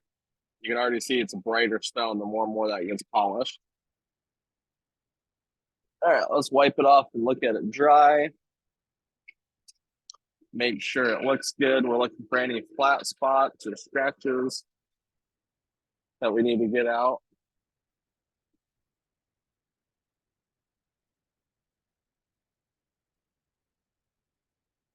Looks pretty good.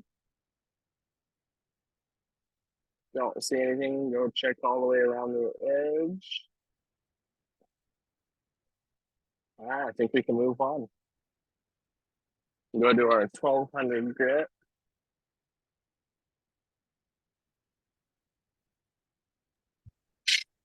Mike is asking, is there a trick installing the belt sander backplate?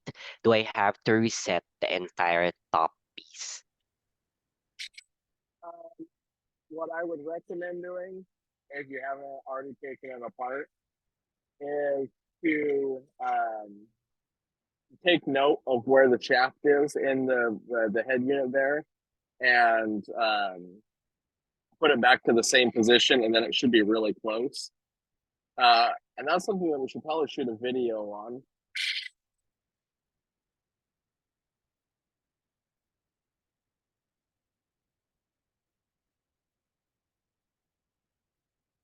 This is a piece of amethyst.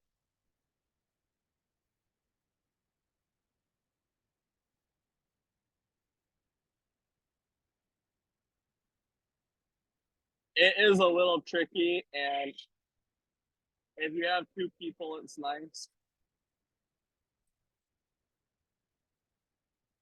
I did it by myself, and it was a little bit of a pain trying to hold everything together, but it can be done with 1 person. Yeah, it was great. It would be helpful to have 4 arms.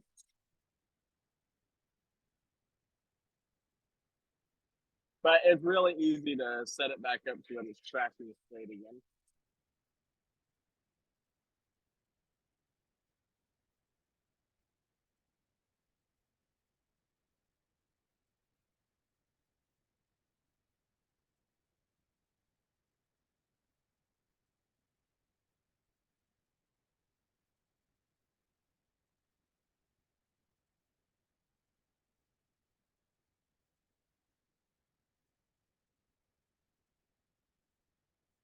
That's actually why I didn't shoot a video on it when I did that one. Is because I was by myself and I was pretty much just juggling it. But we can shoot a video on that.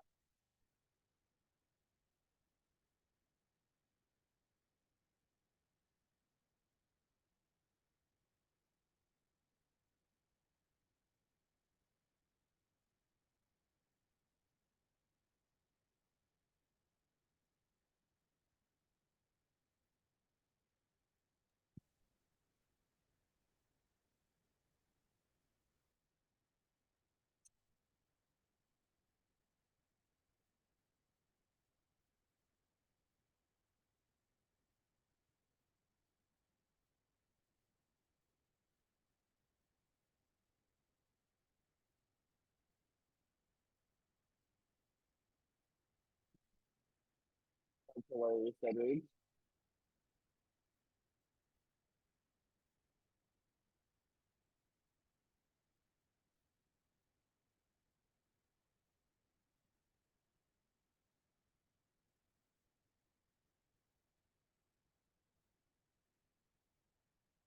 This piece, I doubt it will get set in anything. It'll probably go in a drawer at home. I really don't make jewelry anymore. But if I was gonna set it, I would do a pendant with it.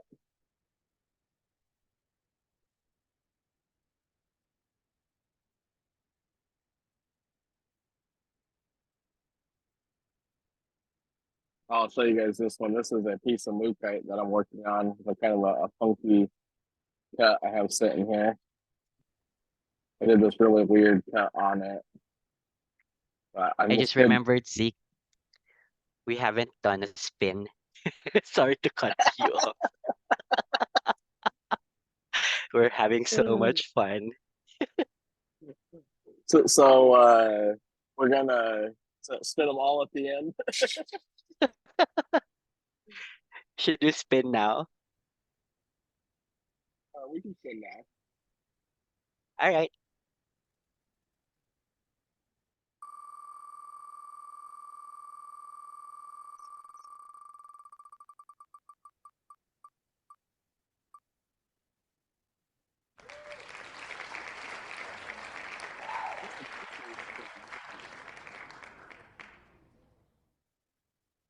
Michael's here. Door 1, 2, or 3. Door number Door 2. 2. As I knocked over the bottle of glue. Glad I remembered to put the lid on that. All right. This is lot 4601. Oh, nice chunk of chrysoprase. That'll be a great cabin piece. Do a little Jimmy high dome out of that.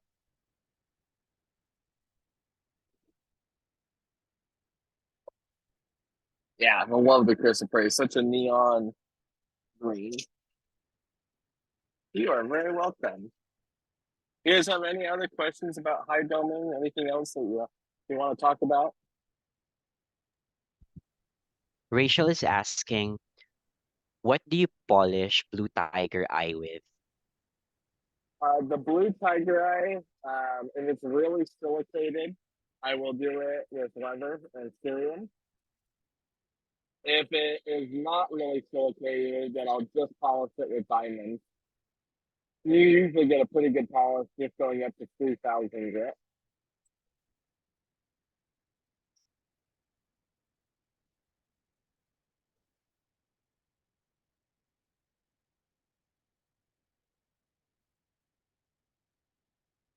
That's probably because the last reel was making a lot of noise.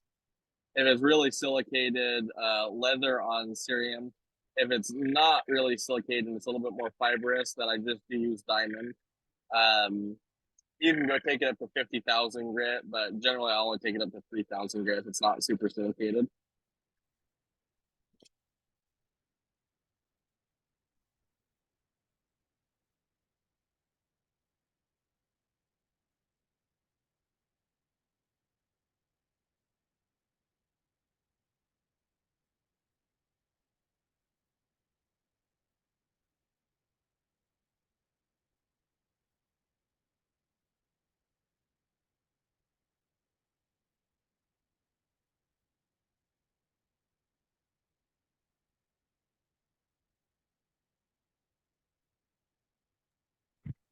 Rachel has a follow-up question.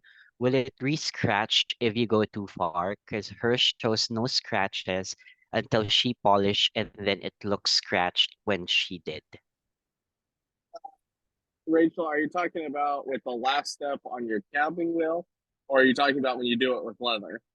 Because my guess is that you probably have some kind of contamination, or if your wheels are brand new, that can cause the problem.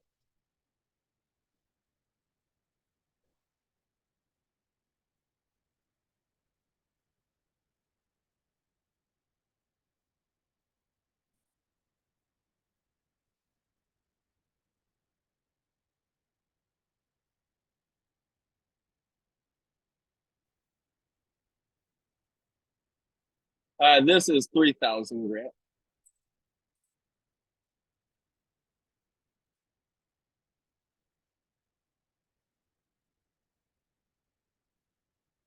My guess is if the last step is where you're seeing scratches show up, your wheel is contaminated,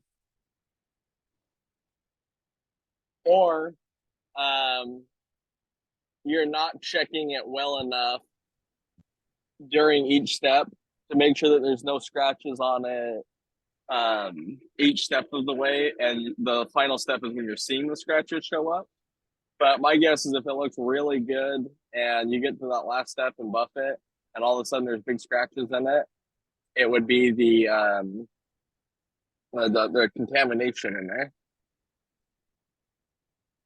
So Rachel said she used felt wheel on a flat lap with diamond after the 3,000 grit. Yeah, a felt would probably be contamination, would be my guess. And then Janice is asking, is there a break-in period for the wheels? Yes, all wheels will have some kind of break-in period. If you get the Nova wheels, they are incredibly aggressive. The 3,000 grit feels like 220 grit when they're brand new. These wheels that John has tend to be slicker and they don't come with that really aggressiveness. So they don't feel like they need to be broken in, but you'll get a few cabs in, and then all of a sudden your polish will it'll be easier to get that polish. And that's when they're starting to break in. And then Alicia is asking, do a lot of people use two cab machines so that you have a series of wheels up to 14K or 30K? So most people do not have two cab machines. Most people would just change their wheels out. I didn't have two cab machines. What I used was the cab machine and the wet belt sander. And you can buy diamond belts that go up to 200,000 if you want. So I would use the wet belt sander and the cab machine together. But I do know two people that have two or three cab machines that they put in a row and put set up for doing, 60 grit up to 50,000 grit. And then Peter is asking for suggestions on how you break in the cabbing wheels. What do you You use? just use them. You just use them. Don't polish your favorite piece to start. Generally, when I get a set of brand new wheels, I will take an agate or something hard that I don't necessarily love and polish a piece of it to get them all broken in.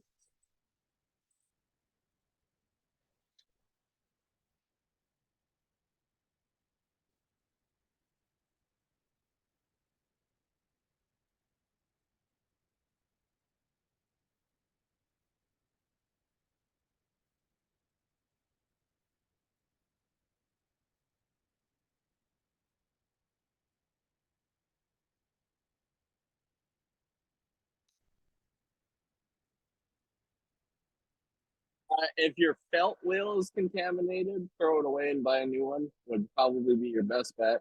You could try scrubbing it and cleaning it, but if it's causing that bad of scratches, it's probably too contaminated to fix. Which is why I like those felt belts because they're real. They're like, I think they're like $30 a belt. So if I feel like it's contaminated, I'll just throw it away. But you can try scrubbing it. But generally, if it's if that's contamination is the problem, you're better off just throwing it away and buying a new one, making sure it stays clean.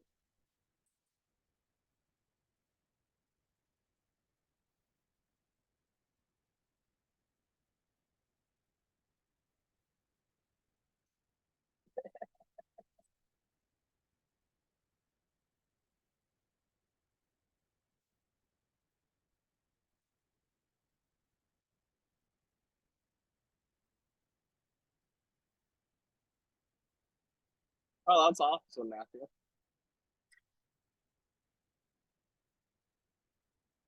So, as a general rule, wheels like this don't get contaminated unless you have dirty water spraying on them.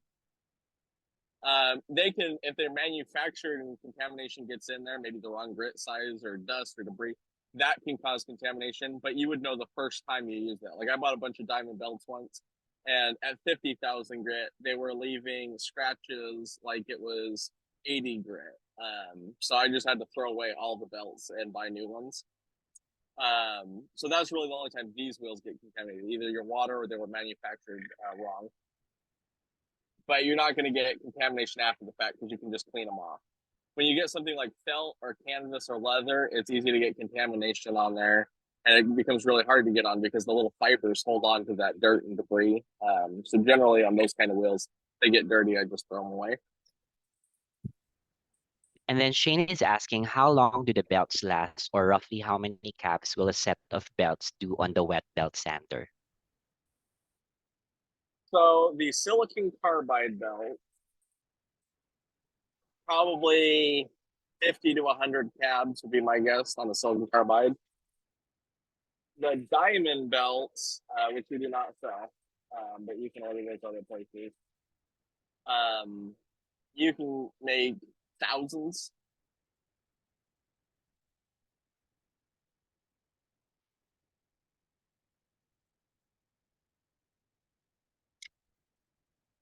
But it all depends on how aggressive you are with the wheel and what material you're cutting.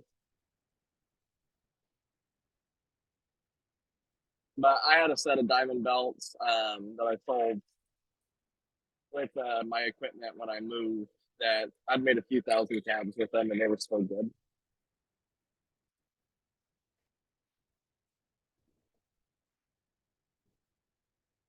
All right, I'm thinking this one looks pretty good. You can already see it's so much. So look, if I hold it like this, you can see how dark it is. When I turn it, it's reflecting off the bottom there, making it really bright. And the light comes in off the bottom there. You get that vivid glowing look. That's the light reflecting back up through the stone. Let me wipe it off. And then Shane is also asking where to get the diamond belts from and if there's any plans for Highland Park to carry them. Yes, Highland Park will carry them eventually. It's one of the things I've been bugging John about. Right now, my favorite place, funny enough as it sounds, because they're the cheapest, Johnson Brothers Lapidary sells the diamond belts, and they're actually my favorite. I ordered them from just about every different company, and the really cheap ones they sell were my favorite ones. And then Dog is asking, can the diamond belts be dressed? Some of them can. Oh, I missed the spot right there. See, I have to go back and fix that spot right there. The rest of the cab looks good though. But that one spot right there, that is scratch marks in it. Well, we'll buff this with the 14,000 and or 50,000. I got a little end plate off the side here. This came in an old collection. It's got 50,000 diamond on it. Daniel has a question about the vibratory tumbler. Do you keep different batches of the ceramic tumbling media for each grit size, or can the media be washed enough to use for several grit sizes? Nope, I would not even attempt to wash the ceramic. I would order grit, or if I was going to use ceramic, I'd order enough for each different size there. All right, and let me show you another thing I just did here. If you look at this stone, you can see that big white area now. That's where I got it way too hot and caused it to fracture. You can see that light area. That's because I got the stone too hot and it caused the fracture underneath there. So when John talks about getting, making sure you don't get your stone too hot, that's what he's talking about, because now there's this fairly ugly spot on here. And some people wouldn't think it's ugly, but I don't think it looks good. And then Edward wants to confirm if you said that the belts were 46-inch long. No, they are 41.5 inches. It's a common size. It's 41.5 by 3 inch.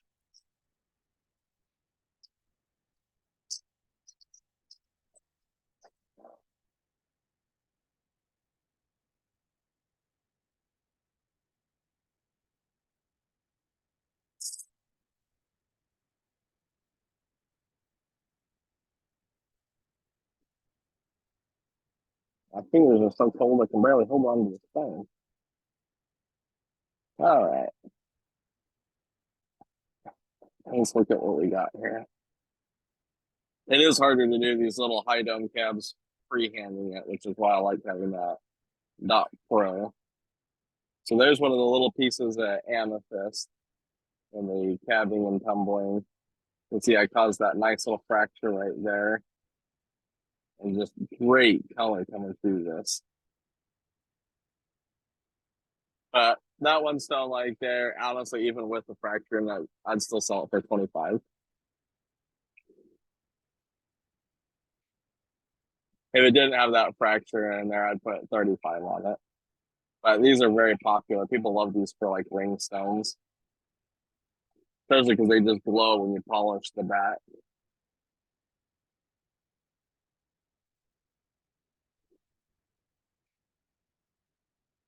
Awesome. Do you guys have any other questions about doing high dome cabs? Things I may not have covered? That's great, Kathy. This one's a much better cab. Turn the light off so you can actually see it. So this cab right here, that fracture like that, was caused because I was using this canvas dry, and I built up too much heat, and it caused the fracture in there. So heat is the causing factor. So if you don't get it hot, it won't fracture, or at least not fracture like that.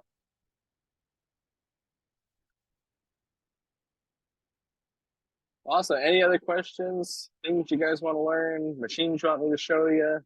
Something I didn't cover?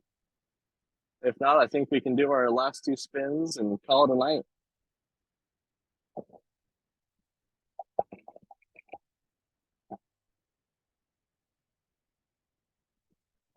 Awesome. Well, thank you, everybody. It's always great to hang out with you guys. It's always a lot of fun. If there's more things you guys want to see, you should Oh, Zeke, always. do you want to look at the photos?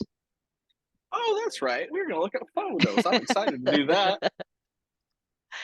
Before we do the spin, or do you want to do one spin now, look at the photos, and then one spin to close things off? Let's do one spin now, look at photos, and then we'll do a final spin after the photos.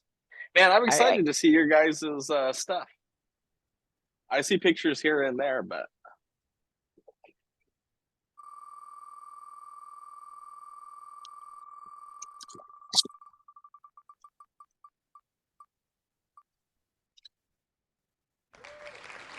Kim. Oh wow, that's a lot of people listening to me chit chat. All right, door 1 or door 2? Door number 1. Well, congratulations, Kim. You get this batch of amethyst. You can make your own beautiful little cabs. And that's lot 4600. All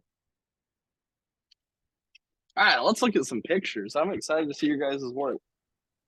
All right.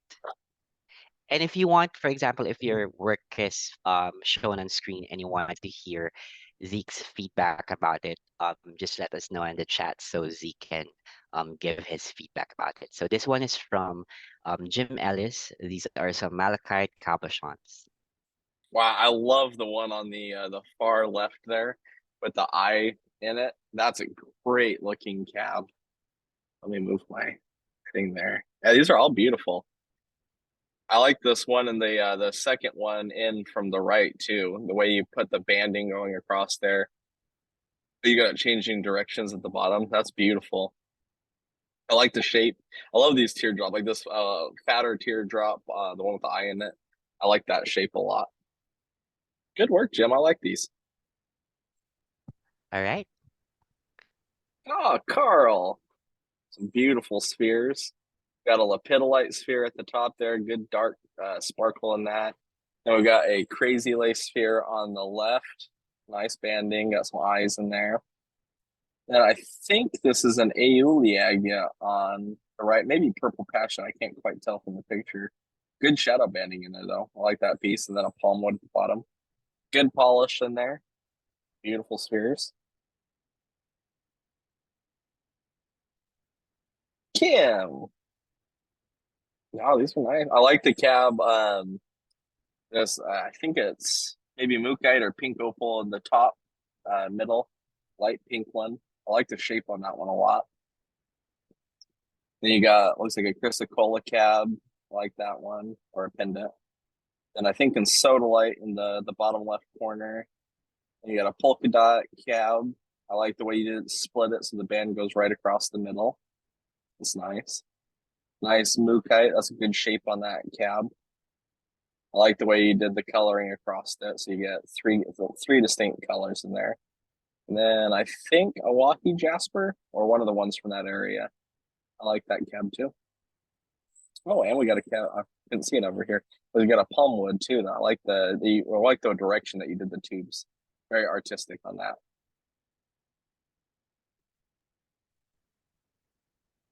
Josh. A whole bunch of beautiful cabs here.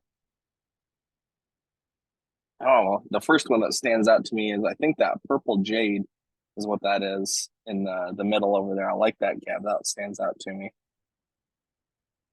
The star is a hard shape. That's a cool one. Lots of beautiful cabs here. And I assume Josh did the wire wrap as well.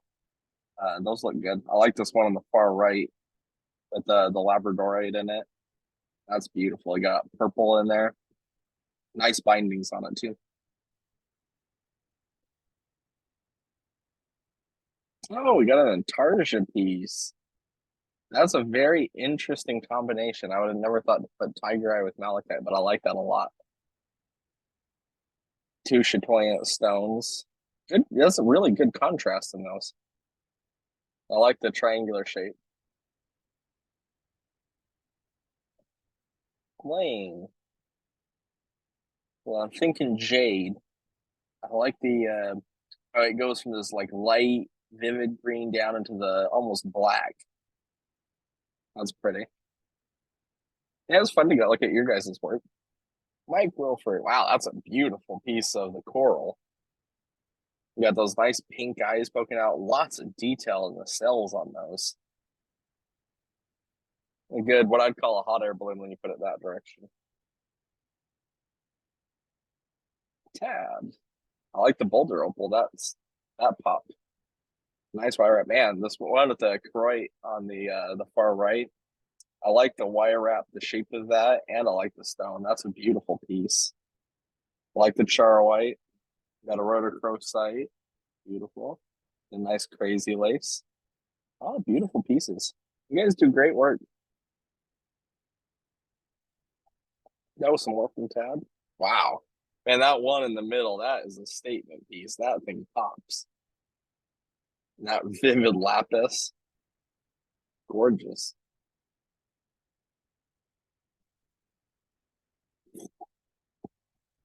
Some nice pendants from James.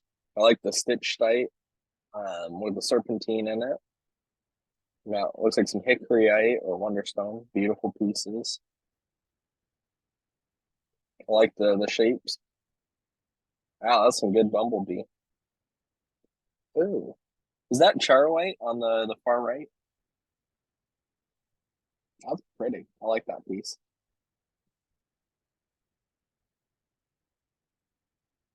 Got some from Joseph. Nice chopstick. And then I think that's purple jade in the middle. It's harder to tell when they're polished. I like these opals on the left. That one, really good jelly.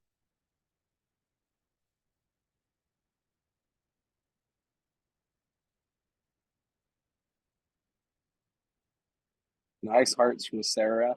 I love this one on the left. We got this chrysocolla. I like the design on the front of the cab. That's interesting. Very beautiful pieces.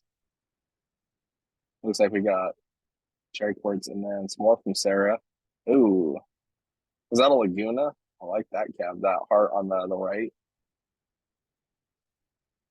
We got a nice tree in there, and then I'm thinking blue lace agate in the middle. Very beautiful. Oh, Tid Sum's nice fire opal. Really good jelly fire opal. Vivid color in there. Nice little Is this ring. a high dome cab, Zeke? That one from Tad. Yeah, that would fall into the category of high dome cab. All right. Oh, some from Josh Foster. And that Jim Silica on the left is good. Nice dendrite pieces. Really good dendrites in that one on the right.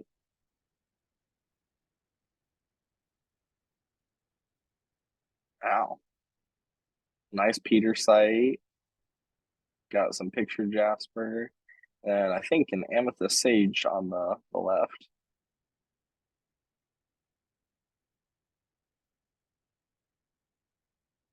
Wow. I like the intarsia in the middle there. That's a very interesting design. That looks like one of those pictures you would see in one of the silversmithing books for interesting designs. Nice rhodochrosite pendant. And then I like this other intarsia piece with you got the lion on it, looks like. Steve Wiseman. Some nice Howardites. Purple Passion or Botswana is what I'm thinking on the right there. It's hard to tell if it's purple or not on in the picture. And then a nice Guadalupe poppy on the left. Like the Bruno. That's really good layout where you got the orbs right in the middle there. Especially that small orb. Well, awesome. Thank you, everybody. It's so good to hang out with you guys and send us more pictures. I want to see more of you guys' work. Make some beautiful things, and it was fun to look at. Let's do our last spin. I'm not sure, Adam. I know we just got a container today, but I don't know if there's side guards in there.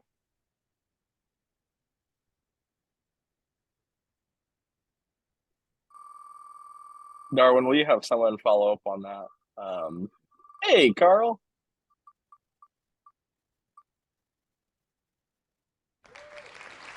Boyd. In the room, Boyd?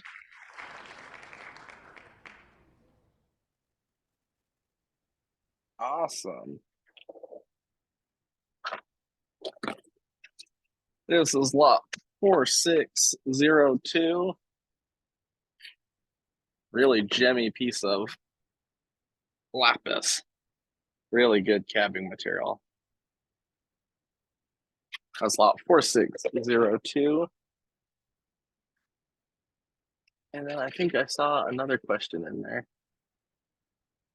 Yeah, you can get the amethyst deal, the Dot Pro kit. What is the best stone to start with? That is a really difficult question, but I would say that there's two things to take into consideration. What is available to you? What is an easy stone to cut? Something that's forgiving, like the Kambaba Jasper, very forgiving. It's an easy stone to work with. Excuse me. And what's pretty? if you're just starting out, I mean, we do have a golden rule for a reason. Life is too short to cut ugly rocks, so I'd never tell you out to just go cut ugly rock. I would find something affordable, something that's pretty, and something that's forgiving. So something that's not going to be incredibly hard. So I mean, you can do hard stuff, and something that's not going to be super soft. So like the Kimbaba is probably that like 6 range, and it's really easy to get the scratches out of. Some stones are very difficult to work with. That's a really easy one. Mookaite is a good one to work with. It's a harder stone, but it takes a really good polish, so it's not too bad to work with. Coral would be a good one. But there's lots of stones. I would just find leopard skin would be another really good one. Obsidian is a really good one if you want to test your patience. I wouldn't start with something super fractured because that's going to drive you crazy. And I don't know what you start with and do a lot of will also change what you want to do. Like I started doing like turquoise and opals and things like that. So I just general rule, I enjoy cabbing softer stones. But people that start with agates generally hate cabbing things like turquoise because they find it so soft and they're used to pushing on an agate that they ruin lots of turquoise because they push too hard on it. So you also got to take into consideration what you want to cut a lot of. Awesome. Thanks everybody for the tips. Someone is changing degrees of possibly. Yes, it is possible to make a living doing lapidary. If you're gonna start doing it as a living, we're gonna do a little bit of a class on this, or a little bit of a tips and advice kind of thing. I would suggest focusing on one area. If you're going to do it, don't try to do everything. When I got back into doing shows, I was taking like an entire rock shop to every show with me, and I didn't make very much money, and it was a lot of work. The last shows that I did, all I took with me was cabochons and spheres, and I was making over $100,000 a year selling rocks, doing shows. So you can make a really good living doing that, but focus on something that you like doing. So if you want to make cabochons, just focus on the cabs. Don't try to do, the jewelry, the slabs, the rough rock, all of it. Focus on the cabs. You can do some things, like if you want to do slabs and cabochons. What I focused on was spheres and cabochons. So you can do stuff like that, but focus and build your business model around that. The other thing that we're going to talk more about when we do that class is a lot of people don't take in consideration the actual cost of doing business.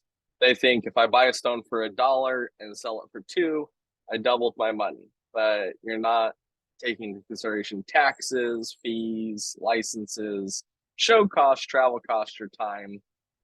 So when you add it all up, you're like, actually, I lost money on that $1. So something to look into.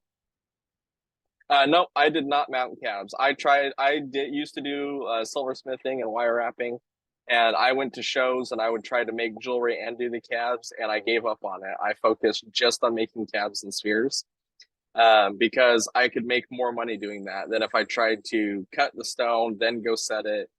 And you also need more equipment if you're doing that. So I focused just on making stones and spheres, cabochons. And I would actually specifically focus on making ring stones. A lot of the shows that I would do, they had a lot of the, like what I call hippie girls that like all the rings. So they would buy tons of those little tiny stones and make rings out of them. And they loved that. I had women that would come and buy them by the handful to make rings out of. So that was really good business for me. That's why I'm always talking about, the joke is, I make 1,000 cabs out of that. But, in reality, like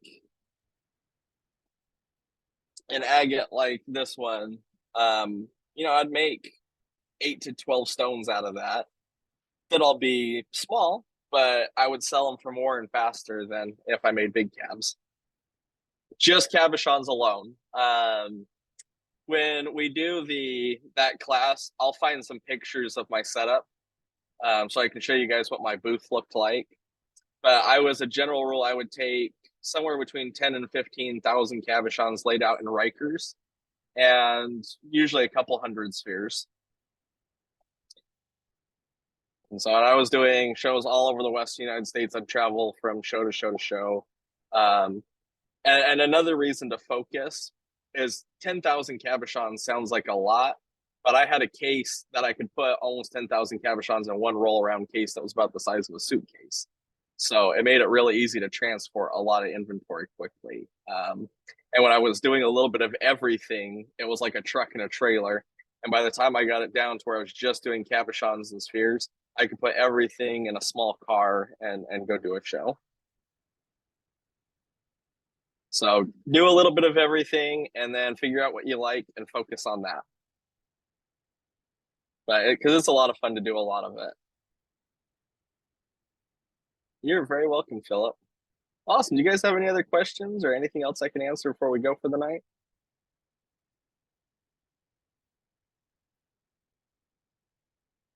Awesome. Well, just to recap, we do have the deal, 5 pounds of the amethyst, like that peach you saw me cab. Normally $25 a pound, but we're doing 5 pounds for $100, so you're getting for 20 a pound. Excuse me. And then we have the Dot Pro kit, which is the handle that I was using to do the chrysoprase. That kit is normally $34.47. Tonight you can get it for $25. That was funny. On a flat lap, well, I mean, any diamond tool that you use is going to lose diamond. Diamond will come out of it and you're going to wear it down and grind it away. So no tooling is going to last forever. If the adhesive is not great, or however they bonded it in there, electroplating, whatever they did, if that's not great, they could have pieces falling out. But if you're just talking about as it wears and you get little pieces that come off, that's normal. Thank you, everybody. Y'all have a wonderful night, and we will see you tomorrow for more Rough Rock. And just as a reminder, we did get more of that fluorite, so we'll have some of that premium fluorite to show you guys tomorrow with the really good colors. Thanks, everybody.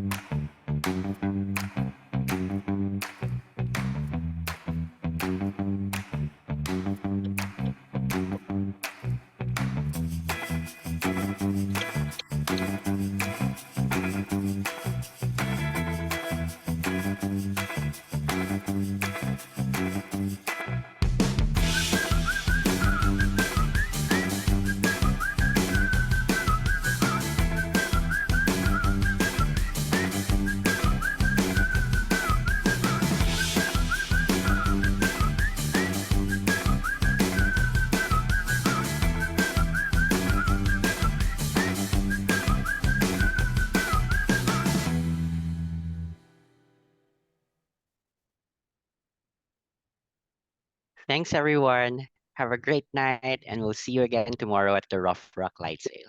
Thank you. Bye. Take care.